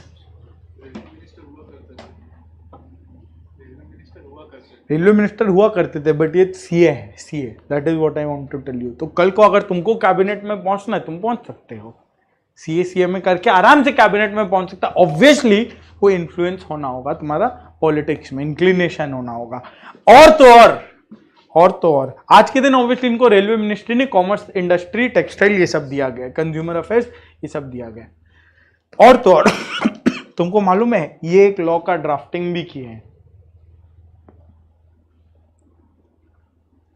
आरटीआई, जिसे तुम पेपर मंगाएंगे ना, आरटीआई एक्ट के तहत, राइट टू इंफॉर्मेशन एक्ट, उनका ड्राफ्टिंग इनका किया हुआ है पीयूष गोयल। क्लियर है ना? जीके था, कुछ नहीं, ठीक है। नहीं, हम बस इसलिए तुमको ये बता रहा है कि कल को अगर कुछ भी चीज आए, एटलीस्ट तुमको एक बैकग्राउंड रेडी होना चाहिए। अरे लॉ तो कंपनीज एक्ट तो हर कोई जानेगा, बट वो आया कैसे, कौन लेकर आया, किस तरीके से, वो सब तो तब कुछ बात होगा ना। डन है ना? 100% क्लियर है यहां तक? चल, तो respective heads will be chosen for every ministry. ये लोग बने एडमिनिस्ट्रेटिव हेड, ये लोग बने एडमिनिस्ट्रेटिव हेड। बात डन है यहां तक? 100% पक्का, क्लियर। और ऑब्वियस सा बात है, अभी सब कुछ निर्मला सीतारमण नहीं कर सकती ना। मिनिस्ट्री ऑफ फाइनेंस सबसे बड़ा मिनिस्ट्री है, कॉर्पोरेट अफेयर्स और बड़ा मिनिस्ट्री है, फाइनेंस से बड़ा नहीं बट इक्विवेलेंट बड़ा मिनिस्ट्री है। ये दोनों चीज का बोझ, बाल झड़ जाएगा ना सारा। तो ऑब्वियसली उनके अंडर में भी बहुत लोग होते हैं, आईएएस वाले सारे लोग, ये सब लोग अब फिर उनको हेल्प करने लगते हैं। इस तरह से एडमिनिस्ट्रेटिव नेटवर्क्स बनता है। कंपनी लॉ का हम बताएगा तब तुम समझ जाएगा, करेक्ट है ना? बात डन है। ये हुआ मोटा मोटा एडमिनिस्ट्रेटिव या एग्जीक्यूटिव। नेक्स्ट आ जाओ, नेक्स्ट आ जाओ, जुडिशियल। अपना इंडिया का जुडिशियल सिस्टम बोलो क्या है? सबसे ऊपर कौन? कितना सुप्रीम कोर्ट है इंडिया में? डाउट है कहीं पर किसी को? एक लौता, करेक्ट ना? 1 सुप्रीम कोर्ट।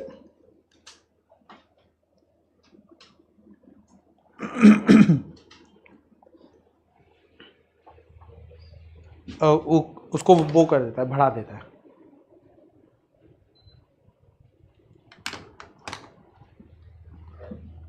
डन है यहां तक? सुप्रीम कोर्ट एक। उसके नीचे क्या आ जाएगा? High court. इंडिया में कितना है मालूम है?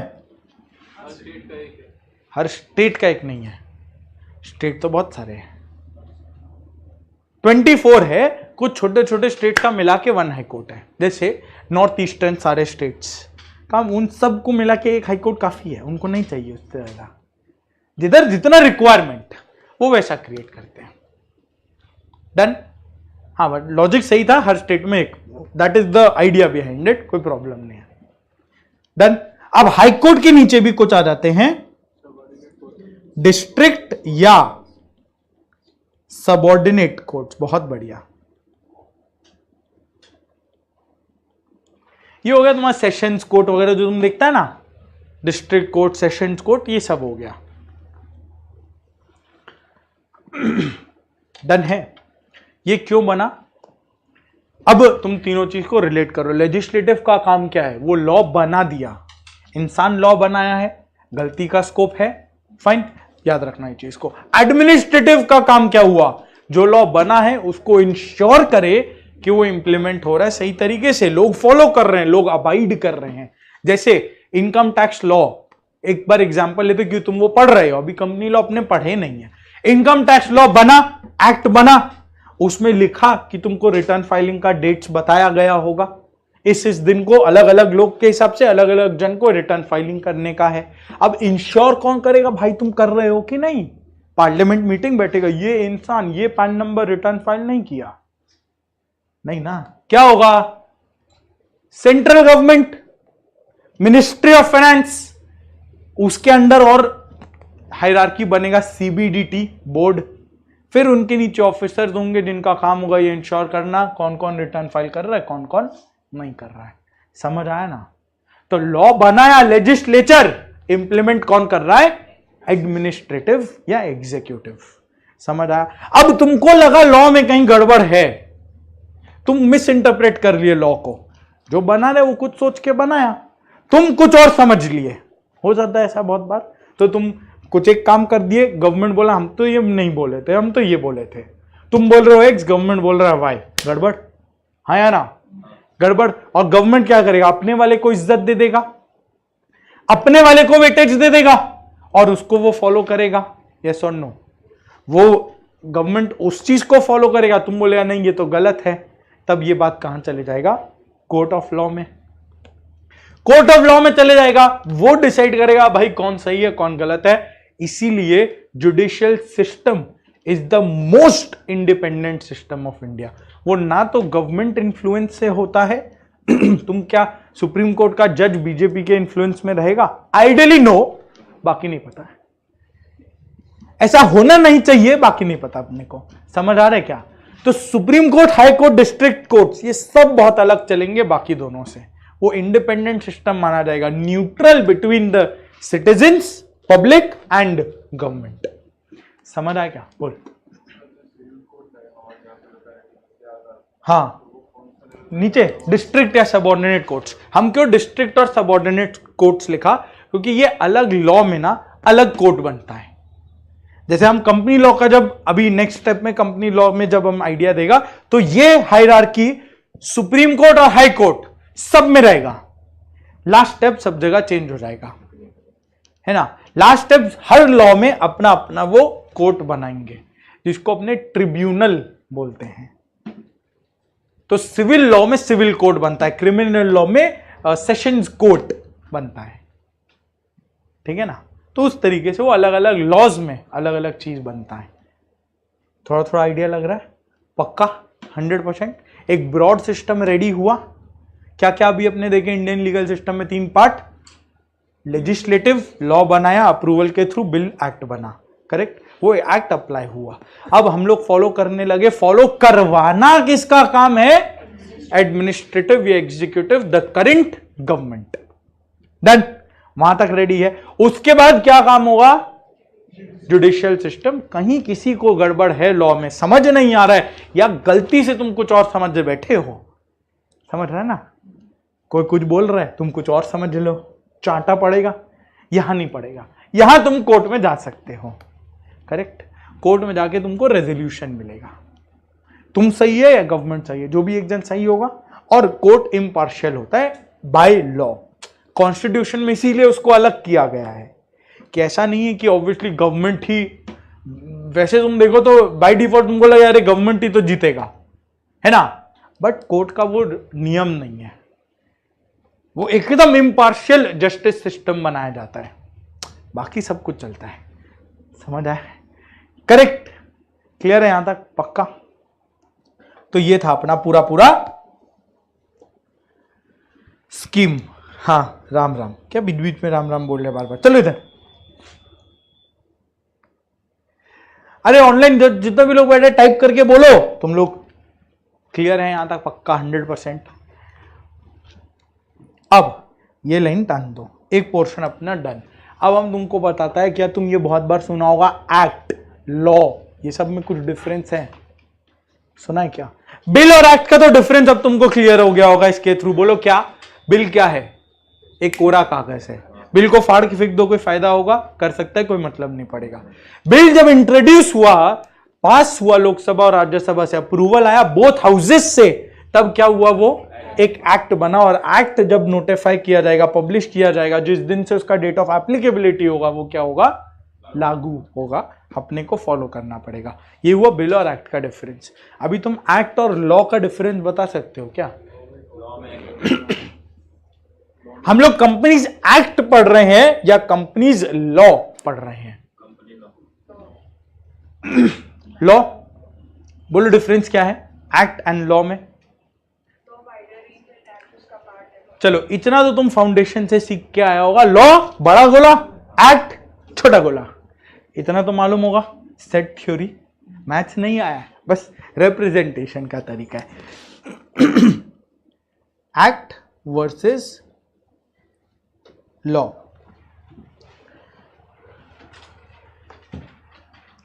राजा बोल रहे कितना बार बाल संभाल रहे हैं सर, हट तेरी, क्लास में ध्यान दो। एक्ट वर्सेस लॉ, ये हो गया अपना एक्ट,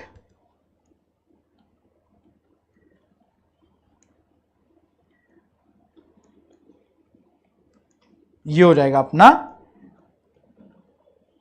लॉ। समझ आया? बड़ा गोला छोटा गोला, क्लियर है यहां तक? अब ये बना कैसे ना, ये तुमको जुडिशियल सिस्टम से समझ आ जाएगा। बोलो अपना 3 सिस्टम क्या है?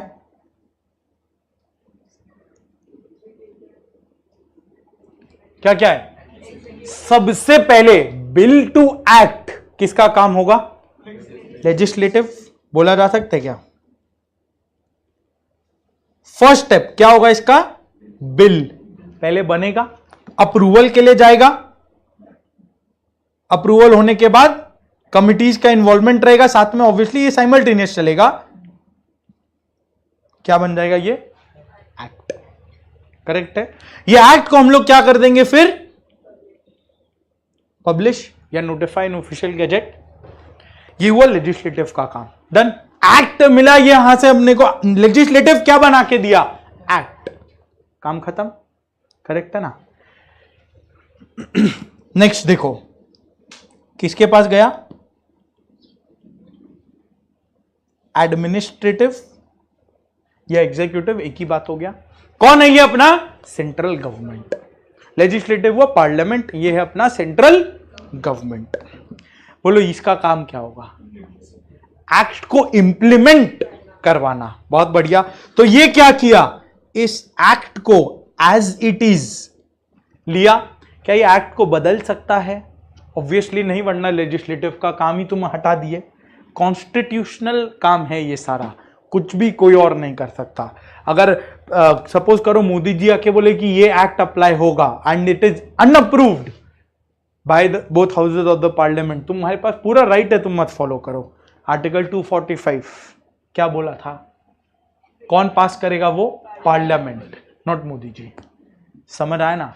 तो वो वर्ड है, तुमको नहीं फॉलो करना है। वो कोई भी बोल दे मत फॉलो कर लेना, कोई बोलेगा भी नहीं। इलेक्शन में वापस भी तो आना है। समझ आया ना? करेक्ट। तो एडमिनिस्ट्रेटिव का काम क्या है? वो एक्ट को एज इट इज लिया, अब वो एक्ट को इंप्लीमेंट करना है। हाँ या ना? इंप्लीमेंट करना है। उसके लिए क्या क्या बनता है? पहला, बहुत बढ़िया, रूल्स। दूसरा, बहुत जगह तुम देखोगे नोटिफिकेशंस। ये नोटिफिकेशन ज्यादा करके तुम्हारा इनकम टैक्स और जीएसटी में बहुत आएगा, और इधर आ जाएगा कुछ कुछ सर्कुलर्स एंड क्लैरिफिकेशंस। करेक्ट है? पक्का? तो हुआ क्या यहां पे? एक्ट बनाना ज्यादा डिफिकल्ट है या रूल, नोटिफिकेशन, सर्कुलर्स और नोटिफिकेशंस, क्लैरिफिकेशंस बनाना ज्यादा डिफिकल्ट है? एक्ट। क्यों? अरे बाप रे, तुमको उसमें लोकसभा राज्यसभा दोनों का मेजॉरिटी अप्रूवल चाहिए। कोई नहीं दिया तो डिले पे डिले होता चला जाएगा ना। तो अगर कोई छोटा सा चेंज करना है, छोटा मोटा चेंजेस करना है, प्रोसीजरल चेंजेस करना है, तरीका बदलना है तुमको, जैसे सपोज इनकम टैक्स बोला रिटर्न फाइल करने का है, मैंडेटरी रिटर्न फाइल करने का है, वो लास्ट डेट बता दिया, वो तो चेंज नहीं होगा हर साल। अभी पहले अपने मैनुअल रिटर्न फाइल करते थे, अभी उसको तरीका बदलना है, ऑनलाइन करना है। ऑनलाइन में भी नए 2 पन्ना का 3 पन्ना में रिटर्न, ये सब प्रोसीजरल चेंजेस है ना? हाँ या ना? प्रोसीजरल चेंजेस है। अब क्या इसके लिए तुम पार्लियामेंट बुला के लॉ अमेंड करेगा? नहीं, उतना हो नहीं पाएगा। तो इसीलिए लॉ में वो इस तरह से लिखेंगे, filing of return by such and such person, let's say by an individual on 31st of July, example, in such manner and such form as may be prescribed. ये जो एज मे बी प्रिस्क्राइब्ड है ना, ये किसके हाथ में चला गया? अब सेंट्रल गवर्नमेंट। अब सेंट्रल गवर्नमेंट उस पर रूल बना देगा और बोलेगा किस तरीके से आपको ये काम करना है। कल को अगर उसको ये बदलना हो, किसी से पूछने का दरकार नहीं है, क्योंकि वो लॉ नहीं बदल रहा है, वो अपना बस डे टू डे काम बदल रहा है, तरीका बदल रहा है, वो बदल सकता है। समझ आया क्या? अरे पक्का 100%। इस यानी तुम ये समझा क्या, ये रूल नोटिफिकेशन सर्कुलर क्लैरिफिकेशन का पावर कहां से आया? एक्ट से। एक्ट में लिखना होगा ये सारा बात, हाँ या ना? एक्ट बोल रहा है इनकम टैक्स, तुम क्लैरिफिकेशन ला रहे हो जीएसटी, चलेगा क्या ये दोनों? नहीं, ऑब्वियसली नहीं। समझ आ रहा है क्या?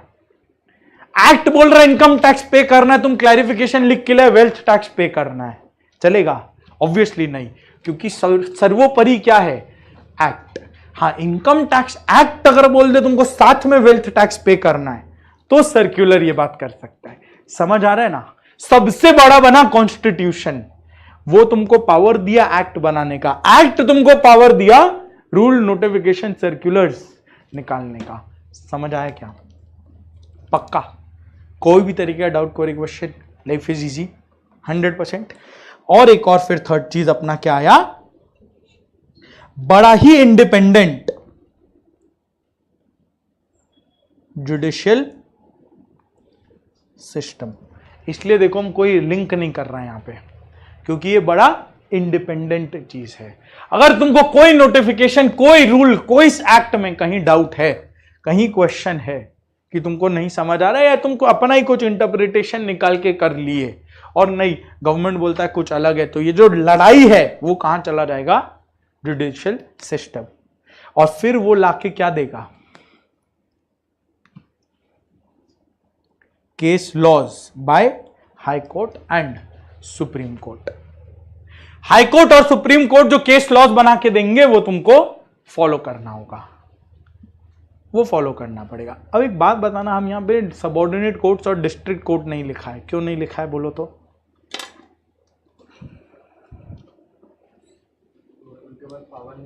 भूल गया लिखना? वो लोग एक्चुअली प्रॉपर कोई लॉ नहीं देता है, केस का लॉस नहीं देता है, वो हाई कोर्ट ही देता है। हाँ, वो लोग प्रॉपर लॉ, तुम सही बोल रहे हो, लेकिन हम इसको एकदम सटीक अगर बात करें, तुम्हें पढ़ा हुआ चीज है, तुम दो चीज जानते हैं क्या? Question of fact, question of law.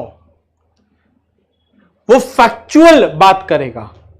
District court, sessions court, मतलब दो लोग के बीच का आपसी झगड़ा जो है वो ये बताएगा तुम सही हो तुम गलत हो, वो लॉ के ऊपर ज्ञान नहीं दिया है, तो उनका झगड़ा तुम क्यों फॉलो करेगा भाई? तुम्हारा झगड़ा अलग होगा। समझ आया ना? तो वो वैसा इंडिपेंडेंट केसेस होता है, वो सब पर लागू हो नहीं सकता। डन? तो इसलिए वो हुआ, निकल गया, बस बात खत्म। अब लेकिन जो बात हाई कोर्ट सुप्रीम कोर्ट तक पहुंच जाता है, उनके पास तो ये टाइम नहीं है ना अलग अलग केस, हर एक केस को देख देख के सॉल्व करने, तुम सही हो तुम गलत हो। तो वो क्या करते हैं, जब एक कोई टिपिकल केस आया, ये अभी हम एग्जांपल नहीं दे रहा, आगे सब देगा, अभी हम बस कॉन्सेप्ट बता रहे। एक कोई टिपिकल केस आया तो बोलेगा अच्छा नहीं ये सही है ये गलत है, ये तो बात हो गया क्वेश्चन ऑफ फैक्ट। लेकिन वो बोलेंगे कि आइंदा से ऐसा कोई केस बार बार उनके पास नहीं आए, टाइम लिमिटेड है ना। नहीं, एक supreme court, 24 high court, India में 150 करोड़ का जनता, कहां से संभलेगा बताओ? पक्का ना? इसलिए तो तारीख पे तारीख आ जाता है। तो वो फिर क्या करेंगे, ऐसे इस केस के रेफरेंस पे वो बोलेंगे कि भाई आइंदा से कुछ भी ऐसा केस हो तो ये करने का ये नहीं करने का, दैट बिकम्स लॉ। मतलब वो इंडिया में हर एक जन को फॉलो करना पड़ेगा। जब तुम अगली बार कोई ऐसा केस सुप्रीम कोर्ट तक पहुंचेगा, वो केस लेगा ही नहीं। क्यों नहीं लेगा मालूम है? पहले एक जजमेंट दे दिया है ना, वो फॉलो कर लो, उसको देखो और फॉलो कर लो। समझ आया क्या? पक्का ना? तो सुप्रीम कोर्ट और हाई कोर्ट जो केस लॉज बोलते हैं वो हमेशा एक क्वेश्चन ऑफ लॉ पर रहता है, इसीलिए अपने उसको क्वेश्चन ऑफ, मतलब इसीलिए हम लोग सिर्फ supreme court high court judgments लेते हैं। और ये कुल मिला के क्या बनता है, ये सब चीज act, rules, circulars, notifications, clarifications, case laws, कुल मिला के बन जाएगा तुम्हारा लॉ। डन है क्या? कुल मिला के तुम्हारा बन जाएगा लॉ। तो तुम चूज कर सकता है कि हमको एक्ट फॉलो करना है, रूल नहीं फॉलो करना है। ऑब्वियसली नहीं, तुमको दोनों इक्वली फॉलो करना है। सुप्रीम कोर्ट अच्छा बात नहीं किया, नहीं फॉलो करेंगे, ये सही नहीं है। सही गलत तुम्हारे घर में है, यहां पे जो वो बोल दिया वही सही। समझ आया क्या? ये लॉ है, इसीलिए हमारे लिए कुछ अलग नहीं है। एक्ट हो चाहे रूल हो चाहे केस लॉज हो, we have to follow everything, correct. लेकिन ये बनने का तरीका अलग अलग है, इसीलिए इस तरीके से बोला। बोलो क्लियर है? अब तुम सटीक बता सकते हैं ना कौन सा कैसे आया होगा। सबसे पहले क्या बना? पार्लियामेंट मीटिंग बैठता है, budget session, winter session, monsoon, summer session, sorry budget session, monsoon session, winter session के थ्रू पहले वो लोग बिल को एक्ट में बनाते हैं। एक्ट जब बन गया उससे रिलेटेड फिर रूल्स बनेगा, नोटिफिकेशन बनेगा, सर्कुलर्स बनेगा। कहीं कोई एक्ट में रूल बनता है, कोई एक्ट में नोटिफिकेशन बनता है। जैसे income tax act, sorry companies act में रूल्स का वेटेज ज्यादा है, ज्यादा रूल्स है। नोटिफिकेशन इनकम टैक्स और जीएसटी लॉ में नोटिफिकेशन ज्यादा है, रूल्स कम है दोनों का अलग पर्पस है। वो अपनी तरफ देखेंगे तब हम बताएगा, अभी बता के वो ज्ञान लगेगा खाली। अभी कोई भी एग्जाम्पल तुम समझेगा नहीं ना, जब एक्ट में हम लोग देखेंगे हम तुमको डिफरेंस भी सब समझाते हुए चलेगा। डन है यहां तक रूल और नोटिफिकेशन। सर्कुलर्स एंड क्लैरिफिकेशन थोड़ा हटके चलता है, वो भी हम सब बता देगा। फिलहाल के लिए वर्ड जान के रखो। और कहीं झगड़ा हुआ, supreme court, high court, district courts.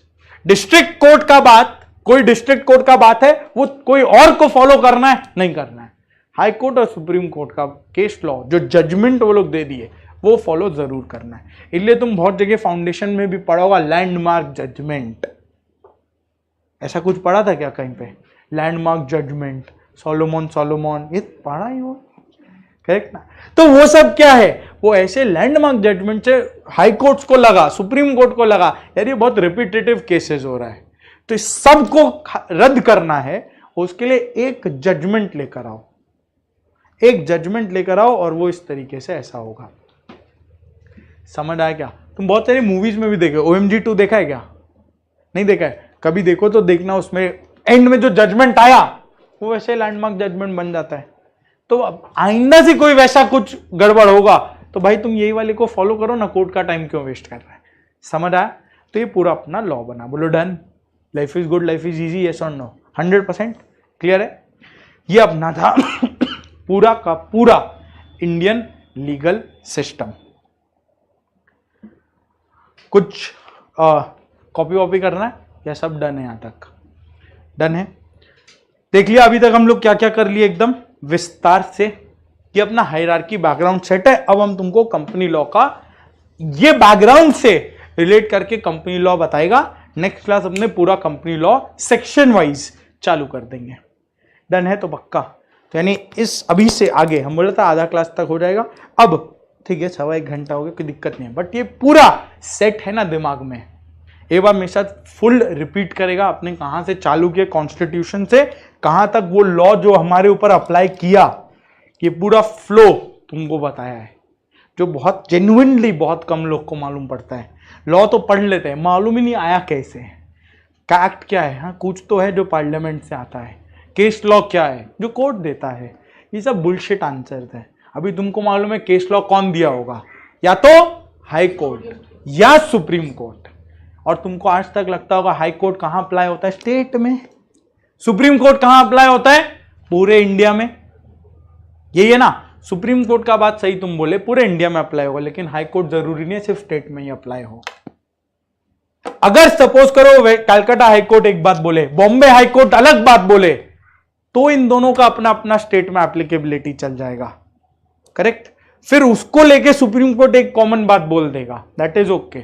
लेकिन अगर लेट से कलकत्ता हाई कोर्ट एक बात बोला है, एक क्वेश्चन पे कुछ एक फैक्ट केस आया होगा, उस पर एक जजमेंट दिया, और वो कोई और हाई कोर्ट का कुछ जजमेंट वैसा नहीं है, कुछ भी नहीं है, एग्जिस्ट ही नहीं करता, तो बाकी हाई कोर्ट्स भी इसके रेफरेंस को चिपका सकते हैं, तो वो हर जगह अप्लाई कर जाएगा। चलेगा ना? सेंस बनाना, मतलब बाय डेफिनेशन वो अप्लाई नहीं करेगा। लेकिन सपोज करो कलकत्ता में लेट से ABCD पे एक कुछ एक मैटर पे एक जजमेंट आया, वैसा ही मैटर हम लोग मुंबई में फेस कर रहे हैं। जब कोर्ट के पास जाएगा, हाई कोर्ट के पास, वो देखेगा कलकत्ता हाई कोर्ट का डिसीजन है, वो चिपका के तुमको दे देगा, ले। समझ आया ना, क्लियर ना? तो इससे अच्छा तुम ही फॉलो कर लो कलकत्ता हाई कोर्ट के जजमेंट को, अनलेस तुमको लगता है कि नहीं कुछ अलग होना चाहिए, तब तुम फिर जाओ बॉम्बे हाई कोर्ट के पास। Obviously if you are in Bombay, वो उधर का मैटर होना चाहिए। समझ आया ना किस तरीके से सारा बात चला? चलो मेरे साथ एक बार फटाफट से इसको रिवाइज कर लो, उसके बाद चलते कंपनीज एक्ट को इस पूरे ढांचे में डालते हैं। चलेगा? थोड़ा सेंस बना? पूरा सेंस बना 100%? किसी को कहीं कोई डाउट, कोई क्वेश्चन? लाइफ इज इजी नहीं तो बोलो लाइफ इज इजी, फिर बोलो लाइफ इज इजी। परफेक्ट, आगे चलो। देखो अपना आया इंडियन कॉन्स्टिट्यूशन से बात की थी, कौन दिया? Doctor B R Ambedkar. किस साल में? 26 जनवरी 1950, कॉन्स्टिट्यूशन ऑफ इंडिया। आर्टिकल 245 क्या बोला? हर लॉ को पार्लियामेंट से गुजरना होगा लॉ बनने के लिए। 246 क्या बोला? तुम में दिमाग नहीं, हम दे रहे हैं। क्या? 3 सब्जेक्ट जिस पे आपको लॉ बनाना है, union list, state list, concurrent list. कौन सा शेड्यूल से आया ये? Schedule number 7। ये 3 लिस्ट दिया, यूनियन, स्टेट, कॉन्करेंट। सबका अपना अपना रेडार डिस्ट्रीब्यूट कर दिया। फिर अपने गए किस तरह से लॉ बनता है, अपना 3 हायरार्की, 3 गवर्नमेंट का 3 पार्ट। क्या क्या? कॉन्स्टिट्यूशन ऑफ इंडिया को डिवाइड करते हैं अपने लेजिस्लेटिव, एडमिनिस्ट्रेटिव और जुडिशियल सिस्टम्स में। लेजिस्लेटिव कौन हुआ? पार्लियामेंट। एडमिनिस्ट्रेटिव कौन हुआ? Central government including president, president को भी जोड़ देना उसी में। और वहां पे क्या हुआ? जुडिशियल में अपने court of laws. Correct. Judicial तो बड़ा क्लियर है, क्या क्या ढांचा रहता है, supreme court, high court, district या सबऑर्डिनेट कोर्ट्स, वो तो डन है। अब बात करो लेजिस्लेटिव का, कैसे लॉ बनता है, बोलो। सबसे पहले कोरा कागज में हम लोग लिखेंगे, क्या होगा वो? बिल। लिखे तो यानी ड्राफ्टिंग, लिख के बताएगा लोग को इंट्रोडक्शन। इंट्रोडक्शन होके पब्लिक कमेंट मांगेंगे, आपका कुछ राय है तो दे दो, नहीं है तो बंद रखो मुंह। उसके बाद क्या होगा? कमिटी बैठेगा अपना एक्सपर्ट ज्ञान देने के लिए। इनफैक्ट मैक्सिमम बात बोले तो कमिटी ही ड्राफ्टिंग भी कर देता है, कमिटी शुरू में ही बन जाता है। निर्मला सीतारमन को कोई लॉ बनाए, तुम समझ लो कैसा लॉ बनेगा वो, तो पहले ही समझ के कमिटी बना देती है कि कमिटी फिर ड्राफ्टिंग कर ले अपना। करेक्ट है ना? तो कमिटी के थ्रू सारा काम हो जाएगा। फिर क्या होगा? वो अप्रूवल के लिए जाएगा लोकसभा, राज्यसभा। वहां उनको बताया जाएगा क्या क्या लॉ बन रहा है, कौन सा उनके समझ में आने वाला है। कुछ कुछ वो लोग सुन लेंगे और मन हुआ तो पास कर देंगे, नहीं हुआ तो नहीं। मजाक कर रहा है, ऐसा इंडिया में होता है खाली। ठीक है, तो बोलो अप्रूवल के लिए कहां जाएगा? सेंटर का बात करो तो पार्लियामेंट, स्टेट का बात करो तो स्टेट लेजिस्लेटर। सेंटर में क्या क्या? 2 houses, Lok Sabha, Rajya Sabha. Lok Sabha known as house of people, Rajya Sabha known as house of states. नाम बदलो हमेशा, लोकसभा लोकसभा, राज्यसभा स्टेट्स, और सभा मानी काउंसिल, तो हाउस ऑफ स्टेट काउंसिल्स। चलेगा? कितना अप्रूवल चाहिए? 50% से ज्यादा, नॉट 50%, उससे ज्यादा। इसलिए लोकसभा में सीट्स कितने थे, कितने हैं? इनफैक्ट 543 प्लस 2 एंग्लो इंडियंस वाले, उसमें से तुमको अप्रूवल कितना चाहिए? 272। अप्रूवल आया, लॉ पास हो जाएगा, लोकसभा में पास होगा। अब कहां जाएगा? राज्यसभा। क्या होगा वहां पे? कितने सीट्स है? 245। 245 में तुमको नंबर कितना लगेगा? 123। वो अप्रूवल आ गया तो राज्यसभा भी पास हो गया। जहां ये दोनों पास कर दिए क्या होगा?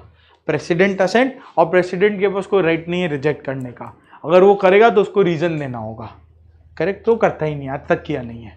प्रेसिडेंट असेंट के पास गया, फिर क्या होगा? पब्लिश कर देंगे ऑफिशियल गैजेट में, नोटिफाई कर देंगे, उस दिन से लॉ अप्लाई कर जाएगा, अनलेस वो कोई एक डेट ऑफ एप्लीकेबिलिटी बताए। तो एप्लीकेबिलिटी भी अपने देख ले किस दिन से हुआ, या तो वो डेट जिस दिन नोटिफाई हुआ, या कोई डेट ऑफ एप्लीकेबिलिटी जो बाद में पड़ रहा है वो वाले से अप्लाई कर लेंगे अपने। डन है यहां तक?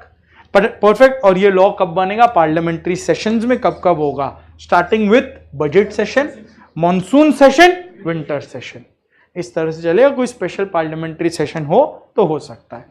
एडमिनिस्ट्रेटिव या एग्जीक्यूटिव पावर क्या है? एक्ट बन के आया अपने पास में। अब हम लोग क्या करेंगे? सेंट्रल गवर्नमेंट, मोदी जी अकेले काम नहीं हो पाएगा, तो अलग अलग मिनिस्ट्रीज को बनाते हैं। क्या मिनिस्ट्रीज बना?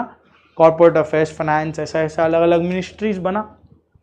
जब ये मिनिस्ट्रीज बना, कैबिनेट ऑफ मिनिस्टर्स अपना रेडी है, मिनिस्ट्रीज बना, उनका एक एक हेड आ गया, फिर वो अपने अंडर क्या करेंगे, एक टीम को रेडी करेंगे, तो वो पूरा इंप्लीमेंटेशन टीम बना, एडमिनिस्ट्रेटिव टीम बना। वो क्या करेगा, उसका काम क्या होगा, लॉ को इंप्लीमेंट करना। चलेगा, बोलते हो चलो तुम लोग बोलना बंद कर देता है। एक्ट वर्सेस लॉ, बोलो क्या होगा, लॉ बड़ा गोला वाइडर टर्म, एक्ट छोटा गोला स्मॉलर टर्म।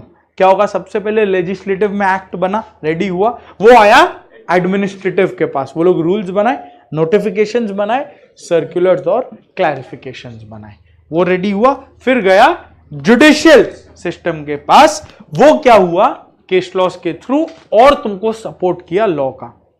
करेक्ट। तुमको क्या लगता है जो केस लॉ आएगा, क्या वो लॉ कुछ बोल रहा है, कुछ उल्टा ही केस लॉ आ सकता है?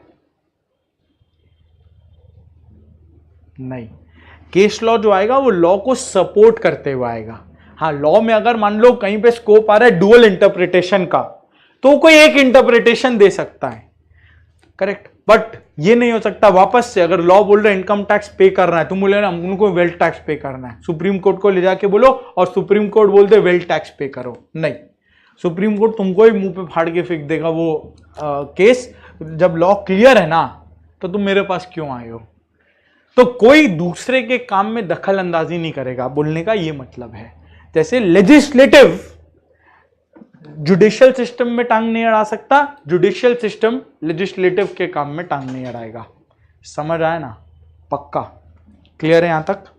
ये कुल मिला के लॉ बना अपना, डन है 100%। एक छोटा सा चीज बचा है, वो नहीं बताने से भी चलेगा, बट हम बोल रहे छोड़ो बता देते हैं। लॉजिक से बताना, तुम कहीं पे वर्ड पढ़ा है ऑर्डिनेंस? ऑर्डिनेंस पढ़ा है, ऑर्डिनेंस? और हम क्यों बता रहे, क्योंकि तुम्हारे कंपनीज एक्ट से रिलेटेड है, वरना इस चीज को स्किप भी कर सकते। कहीं ऑर्डिनेंस पढ़ा है वर्ड? हाँ या ना? टेम्पोररी लॉ होता है जो कि पास किया जाता है। टेम्पोररी लॉ जो पास किया जाता है, बहुत बढ़िया। मालूम है ऑर्डिनेंस क्या होता है एक्चुअल में, कैसे बनता है, किस लिए बनता है, कैसे क्या क्यों आता है? आइडिया है? बताएं 2 लाइन में। सुनो, तो मान लो अपने देखे लॉ कैसे बना, कोई पार्लियामेंट्री सेशन के थ्रू बिल एक्ट बनता है, हाँ या ना? अब मान लो कोई पार्लियामेंट्री सेशन हुआ ही नहीं, तो तुम स्पेशल पार्लियामेंट्री सेशन बुलाओगे, वो पॉसिबल ही नहीं है। फॉर एग्जाम्पल कोविड, बुला सकता है पार्लियामेंट्री सेशन? 2 गज की दूरी, मास्क है जरूरी, और यहां पे तुम चिपक के टेबल पीटेगा, नहीं हो सकता, हाँ या ना? करेक्ट ना? पार्लियामेंट्री सेशन बुलाना पॉसिबल नहीं है, करेक्ट, संभव नहीं है। तब क्या करेगा?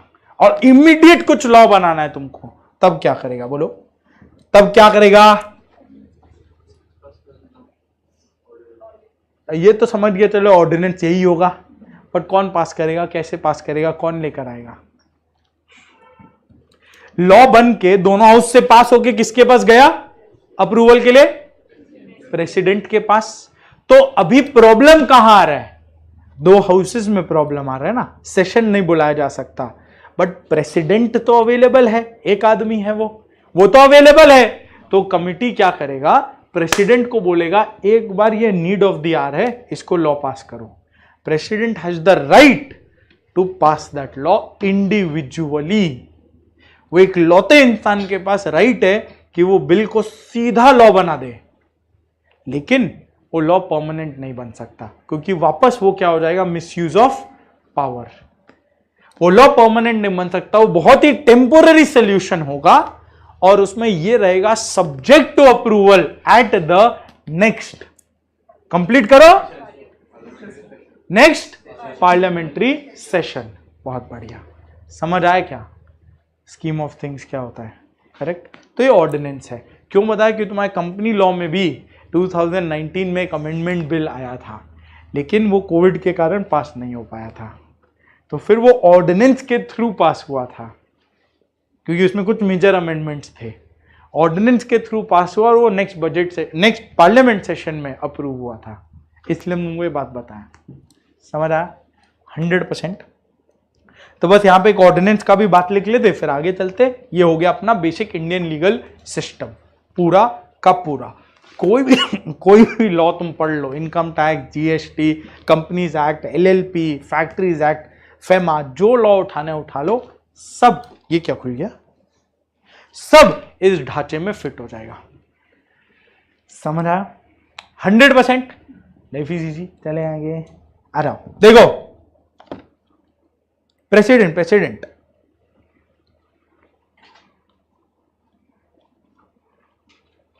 जहां जहां प्रेसिडेंट है वहां वहां गवर्नर है ना बाबा। प्रेसिडेंट माने इंडिया लेवल पर, गवर्नर माने स्टेट लेवल पे। तो अगर ऑर्डिनेंस हम स्टेट का हो सकता है क्या कोई? हाँ हो सकता है। अगर स्टेट में असेंबली और काउंसिल का मीटिंग बुलाना पॉसिबल नहीं है तो तुम गवर्नर क्या करेगा? गवर्नर को ले जाके बोलो ये लॉ बनाए, क्यों बनाए, कमिटी ले जाके बोलेगा एक बार पास करो, अप्रूव करवा लेना नेक्स्ट सेशन में। अप्रूव नहीं हुआ नेक्स्ट सेशन में तब क्या होगा? तो बस गया वो, अब वो नहीं अप्लाई हो सकता फिर। समझ आया ना?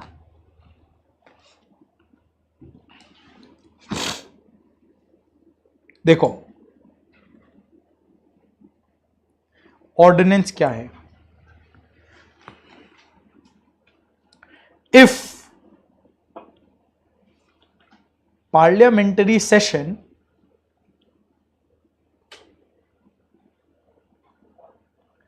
cannot be conducted but a law needs to be passed,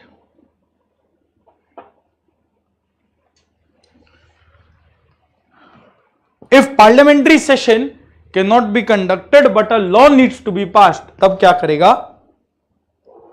Committee will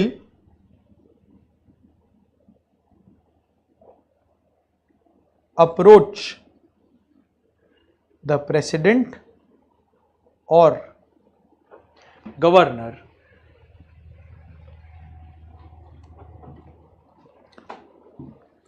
committee will approach the president or governor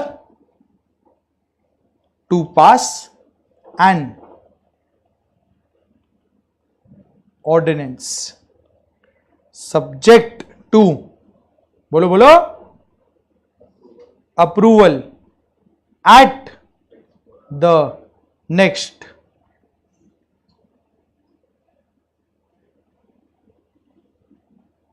parliamentary session। बोलो डन है यहां तक? 100%। ये हुआ अपना ऑर्डिनेंस। अनीश वो अलग से उसका डिस्कशन हो जाएगा, डोंट वरी, यहां पे मिक्स नहीं करते हैं।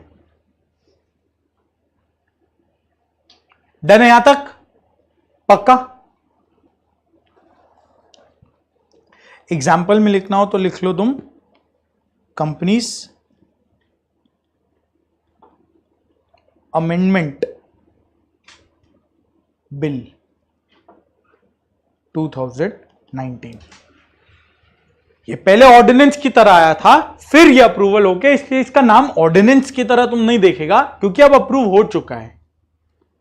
नहीं होता तो ये ऑर्डिनेंस की तरह तुमको दिखता, ये रिजेक्ट हो जाता तो ये फिर ऑर्डिनेंस की तरह ही पड़ा रहता। अब ये ऑर्डिनेंस जब इंट्रोड्यूस हुआ बिल बन गया, जब पास हुआ लॉ बन गया, एक्ट बन गया। तो कंपनीज अमेंडमेंट एक्ट 2019 फिर ये बन चुका था। डन है यहां तक? 100%। डन करे लीगल सिस्टम को, पूरा सटीक दिमाग में सेट हो गया तो 100%। अब तुम देखेगा कंपनी लॉ कैसे हम लोग 5 मिनट में पूरे सिस्टम में बैठा चुके होंगे। देखो आ रहा हो, अब अपने चालू करते हैं अपना एक मस्त नए पेज से चालू कर देना।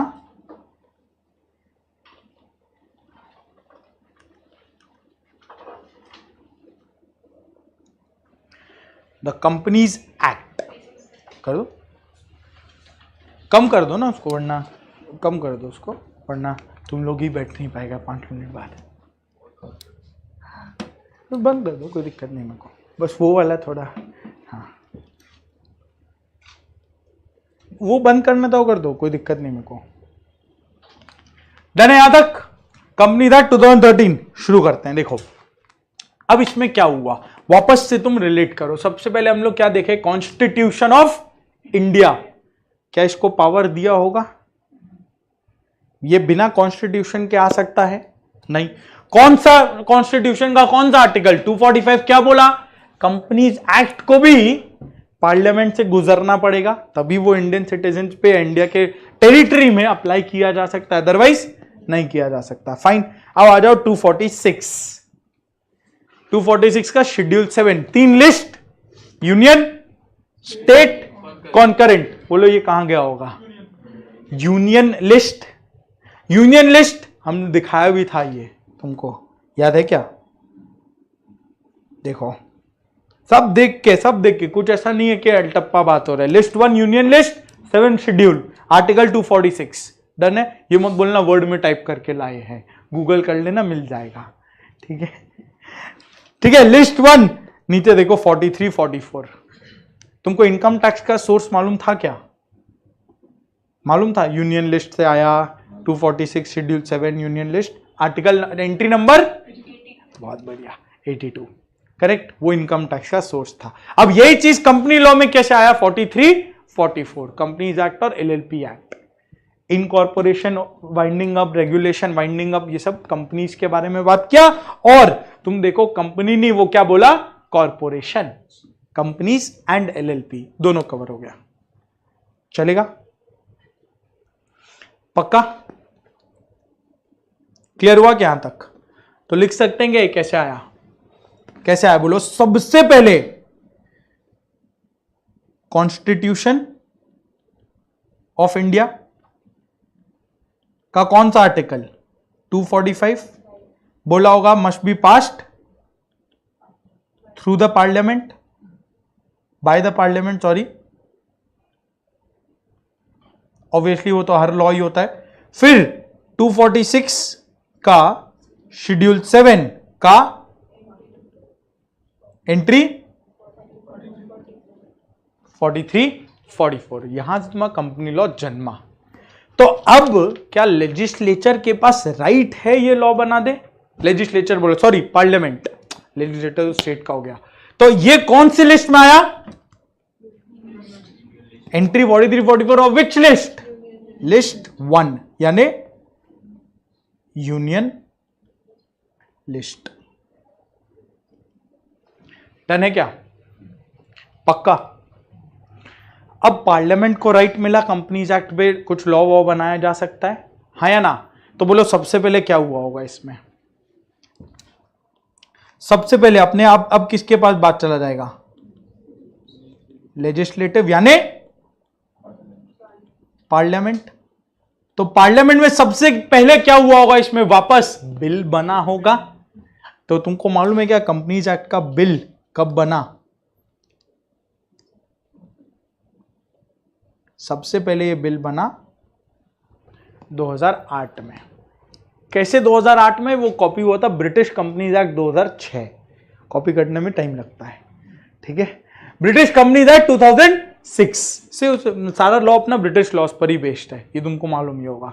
इंडियन लीगल सिस्टम का बेस ही उन लोग का दिया हुआ है, करेक्ट। 2008 का जो अपना कंपनी लॉ का फर्स्ट टाइम बिल आया था, पार्लियामेंट में आया होगा, ये कमिटीज बने होंगे इस पर, हाँ या ना? तो इस पे क्या बना? बिल के साथ साथ में कमिटीज बने होंगे। जानते हैं कितना कमिटी बना? 4 कमिटी। 4 कमिटी बना था कंपनीज लॉ का डिस्कशन के ऊपर में। और वो 4 कमिटी में एक जन तुम्हारे अपने हैं,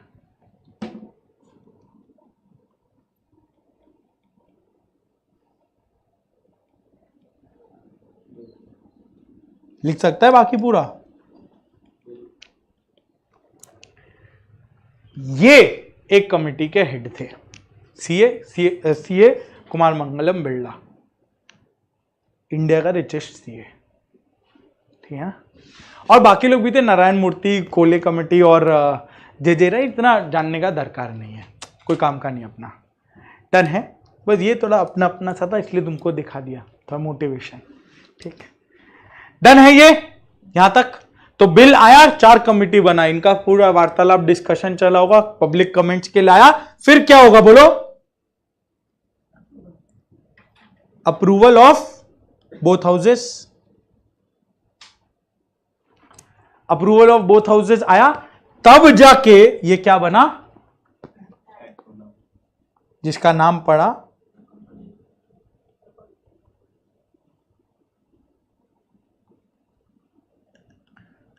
ये बना। अब ये बन गया, प्रेसिडेंट असेंट मिल गया, इसको नोटिफाई हुआ होगा, ये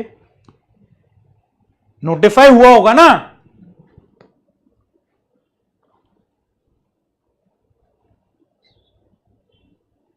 इसको प्रेसिडेंट असेंट मिला 29 अगस्त 2013। ठीक, प्रेसिडेंट असेंट से अपने को फर्क पड़ता है? नहीं। अपने को किससे फर्क पड़ता है? 30 अगस्त 2013। अभी पब्लिश करने में टाइम थोड़ी लगता है, ठीक है ना। सब कुछ तो रेडी था, अपलोड करना था, कर दिया, डन। अप्लाई किस दिन से किया?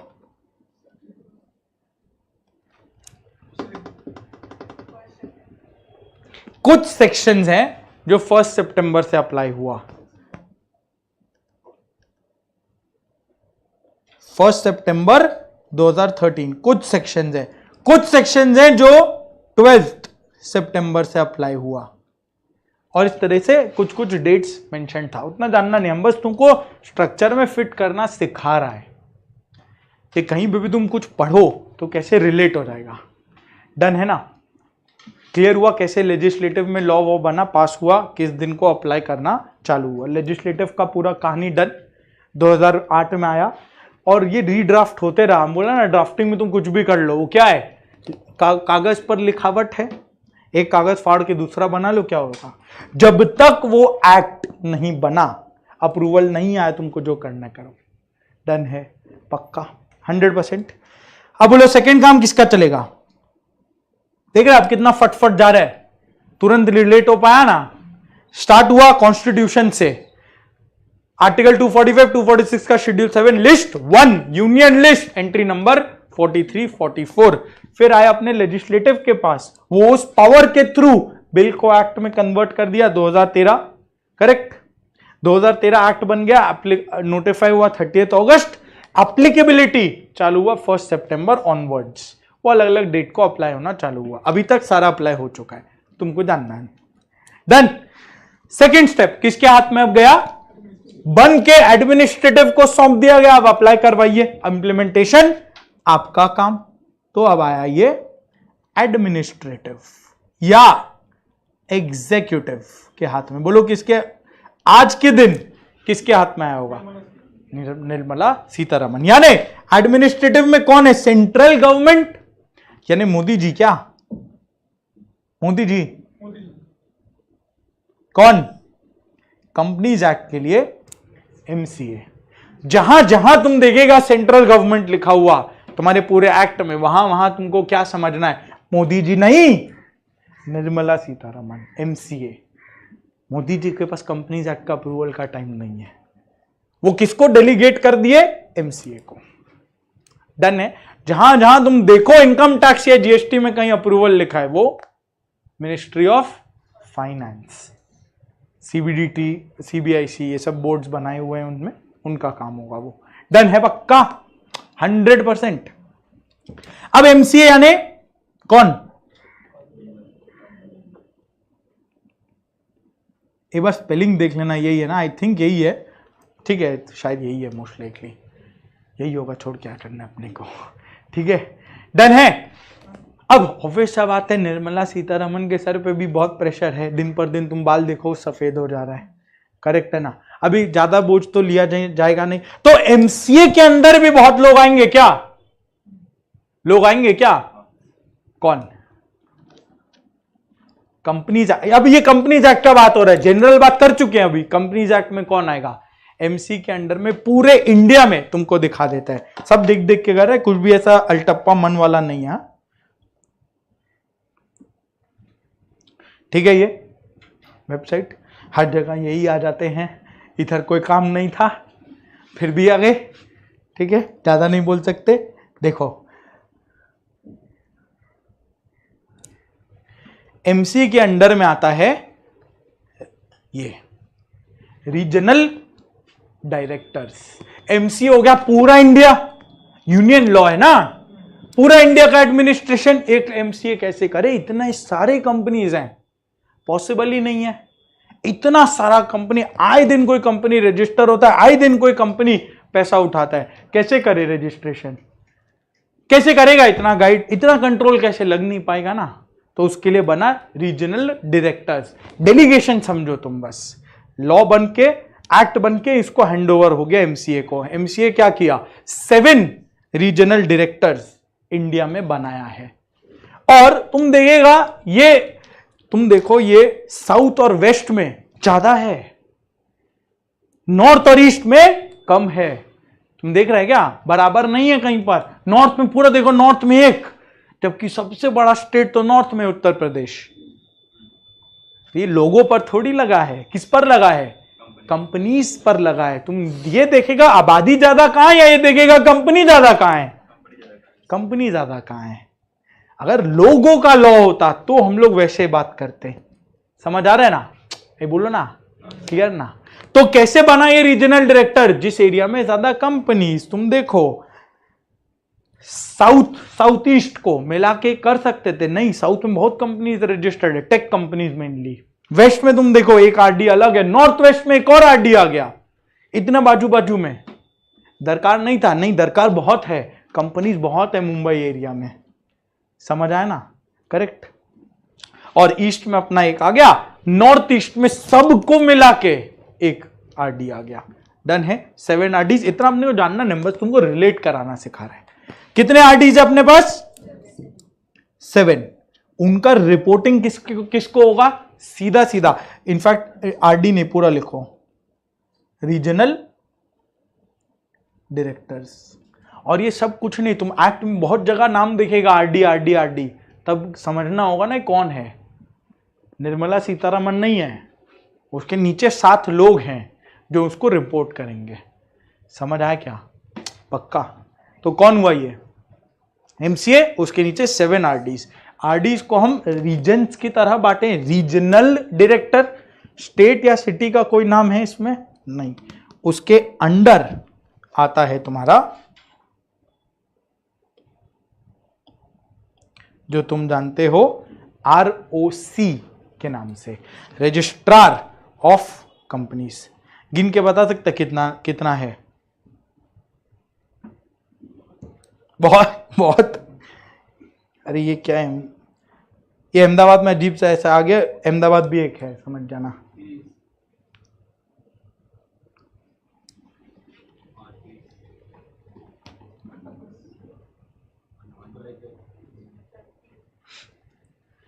समझ आया?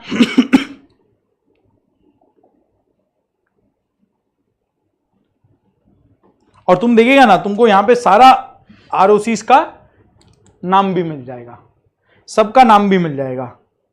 करेक्ट है?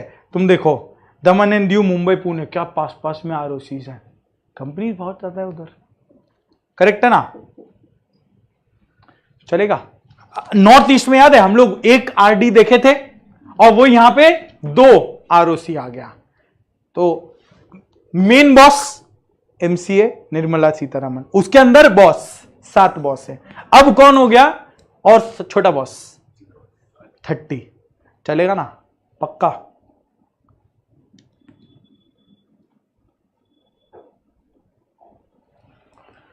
करेक्ट। अब अगेन आरओसीज में भी तुमको अलग अलग नंबर देखने को मिल सकता है, वो स्टेट्स, यूनियन टेरिटरीज उस हिसाब से डिवाइड हो जाता है। टोटल अपने डायरेक्ट वेबसाइट से गिने हैं 30, तो बस मान लेना यही। डन ना? पक्का? ये हो गया अपना इस तरीके से।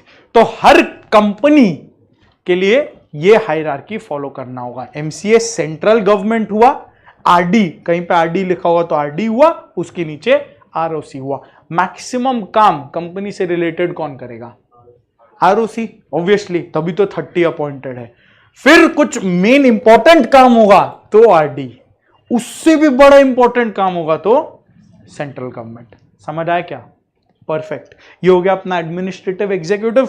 लास्ट पॉइंट आज का, इसके साथ पूरा अपना बैकग्राउंड भी सेट। नेक्स्ट क्लास चालू करेंगे सेक्शन 1 से। Done done done. Last point क्या? Judicial system. बोलो क्या है हमारा जुडिशियल सिस्टम? क्या होना चाहिए सबसे ऊपर? सुप्रीम कोर्ट, या उल्टा चलते हैं, उल्टा। एक कंपनी किसको अप्लाई करेगा? मान लो कोई डिसीजन आया कंपनी के अगेंस्ट में, जो कंपनी को लगा ये सही नहीं है, सही नहीं हो रहा है, तब वो किसके अगेंस्ट में जाएगा? कहां जाएगा? डिस्ट्रिक्ट कोर्ट, सबऑर्डिनेट कोर्ट, वो हम लोग देखे थे ना, जनरल से रिलेट करो, डिस्ट्रिक्ट या सबऑर्डिनेट कोर्ट। डायरेक्ट तो तुम हाई कोर्ट में नहीं जाओगे ना, हाई कोर्ट बोलेगा अरे छोटा कोर्ट पे जाओ पहले, समझ आया? तो किसके पास जाएंगे? इसको हम लोग यहां बोलते हैं NCLT, national company law tribunal. District court हो गया, ट्रिब्यूनल हुआ है, इसको अपने बोलते हैं ट्रिब्यूनल।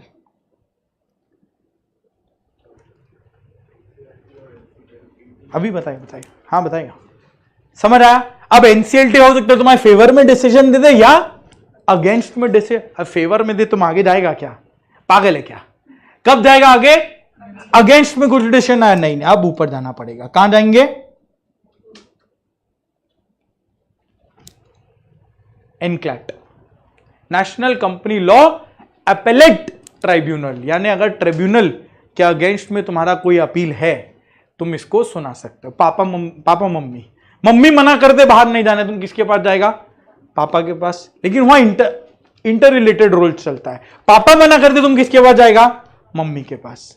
आपस में सल्टाने का ट्राई करा, यहां वो नहीं चलेगा, आपस में नहीं चलेगा, हायरार्की सेट है। एनसीएलटी वो मना किया तो तुम एनसीएलटी के पास जाएगा, वो हाँ कर दे तो खुश ना। अभी क्या उल्टा नहीं करते, पहले एनसीएलटी फिर एनसीएलटी, नहीं, हायरार्की है वो। डन ना? पक्का? और मान लो एनसीएलटी भी कुछ मना कर दे, तब क्या होगा?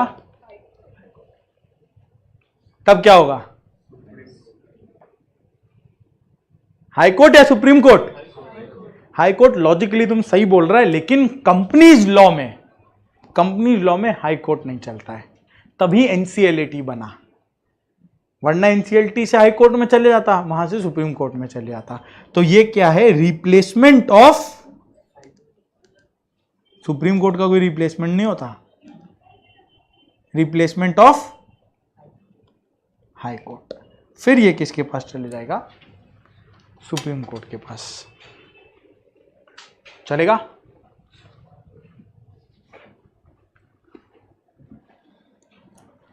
पक्का? डन? 100%। ये तुम्हारा पूरा हायरार्की है।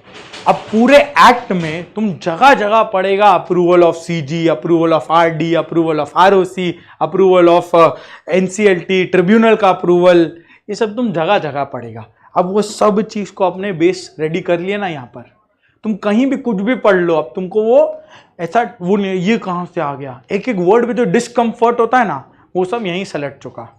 बोलो डन है क्या? 100%।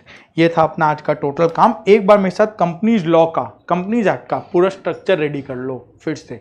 बोलो सबसे पहले कंपनीज एक्ट आया तो कॉन्स्टिट्यूशन के तहत आर्टिकल 245 सबसे पहला, फिर 246 क्या बोला? शेड्यूल 7 एंट्री, पहले लिस्ट 1 यूनियन लिस्ट का एंट्री नंबर 43 44 कंपनीज एक्ट जन्मा। वो बोला एक्ट बना देंगे, एक्ट बना, बिल से लेके एक्ट बना। बिल आया था 2008 में, एक्ट बना 2013 में। अप्रूवल होने के बाद 4 कमिटी वगैरह लगे थे, अप्रूवल हुआ, एक्ट बना। नोटिफाई किस दिन हुआ? 30 अगस्त, लेकिन अप्लाई करना वो चालू किया 1 सितंबर। डन है? ये हुआ लेजिस्लेटिव वाला काम। गया ये एडमिनिस्ट्रेटिव सेक्शन में। एडमिनिस्ट्रेटिव सेक्शन में क्या हुआ? सेंट्रल गवर्नमेंट, कौन? मोदी जी नहीं, एमसीए निर्मला सीतारमण, उनके अंडर में आए 7 रीजनल डायरेक्टर्स और टोटल उनके अंडर में आ गए 30 आरओसीज। ऑब्वियसली हर रीजनल डायरेक्टर के अंदर कुछ आरओसी है, हर एक के अंदर कुछ आरओसी, हर एक के अंदर कुछ आरओसी है। उतना कॉम्प्लेक्स वो नहीं चाहिए, बस हिसाब से यही चाहिए। डन। फिर अगर मान लो इसमें कोई जुडिशियल केसेस का कुछ काम आएगा तो अपने सबसे पहले जाएंगे एनसीएलटी के पास। ट्रिब्यूनल हुआ, डिस्ट्रिक्ट कोर्ट, वो नहीं हुआ तो फिर जाएंगे एनसीएलटी के पास। आप national company law appellate tribunal, full form लिख ले क्या इन सब का? एक बार लिख ही लो, कभी भी आगे काम आए तो समझ आ जाएगा ना। नेशनल कंपनी लॉ ट्रिब्यूनल, और ऊपर में लिखना नेशनल कंपनी लॉ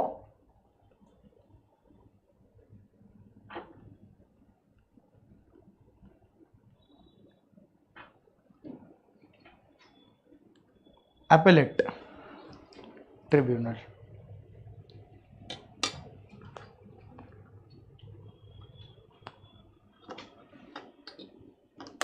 डन हुआ यहां तक? अगर वहां भी बात सेटल नहीं हुआ तुम चले जाओगे लास्ट में सुप्रीम कोर्ट के पास। ये हुआ अपना पूरा background done. 100% life is good, life is easy. Clear है? मस्त एकदम यहां तक बेस रेडी है। नेक्स्ट क्लास अपने डायरेक्ट चालू कर देंगे सेक्शन नंबर 1 से। क्लियर है? परफेक्ट, कंफर्ट है पूरा। बस एक बार रीड मान लेना, बेस अपना रेडी है। नेक्स्ट क्लास चालू करेंगे सेक्शन 1 से और आगे चलते चलेंगे। पक्का? चलो ओके बाय।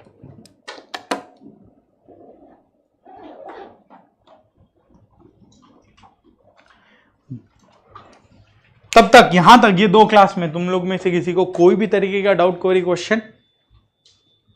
ये सब चीज हमने पहले देखा हुआ था, लेकिन इतना अलग अलग तरीके से देखा हुआ था, हमको नहीं लगता तुमको ऐसा रिलेट करना आया होगा कभी। आया था क्या? अब तुम कोई भी लॉ, कुछ भी चीज देखेगा ना तो एकदम लगेगा कि हाँ ये तो ऐसे ऐसे आया ही होगा। तुम बैठ के खोजेगा लिस्ट 1 में कहाँ पढ़ रहा है, देखे तो जरा, समझ आ रहा है ना? जैसे फॉर एग्जाम्पल ये 3 अभी बिल निकला है, ये कहाँ पढ़ रहा है? लिस्ट में आना चाहिए। कहाँ आ रहा है? क्रिमिनल लॉ है, कॉन्करेंट लिस्ट, ठीक है ना? तो तुमको एक्ट क्या है, किस टाइप का एक्ट है, वो कौन से सब्जेक्ट में आएगा, किस लिस्ट में आएगा, इस तरीके से अब सोचना चालू हुआ। समझ आया? ये अपना बेसिक स्ट्रक्चर था। चलो नेक्स्ट क्लास अपने करेंगे मंडे सुबह 8:30 सेक्शन 1 से आगे आप अपना कंपनी लॉ पूरा घुस जाएंगे एक एक करके। डन है? चलो ओके बाय। मंडे 8:30।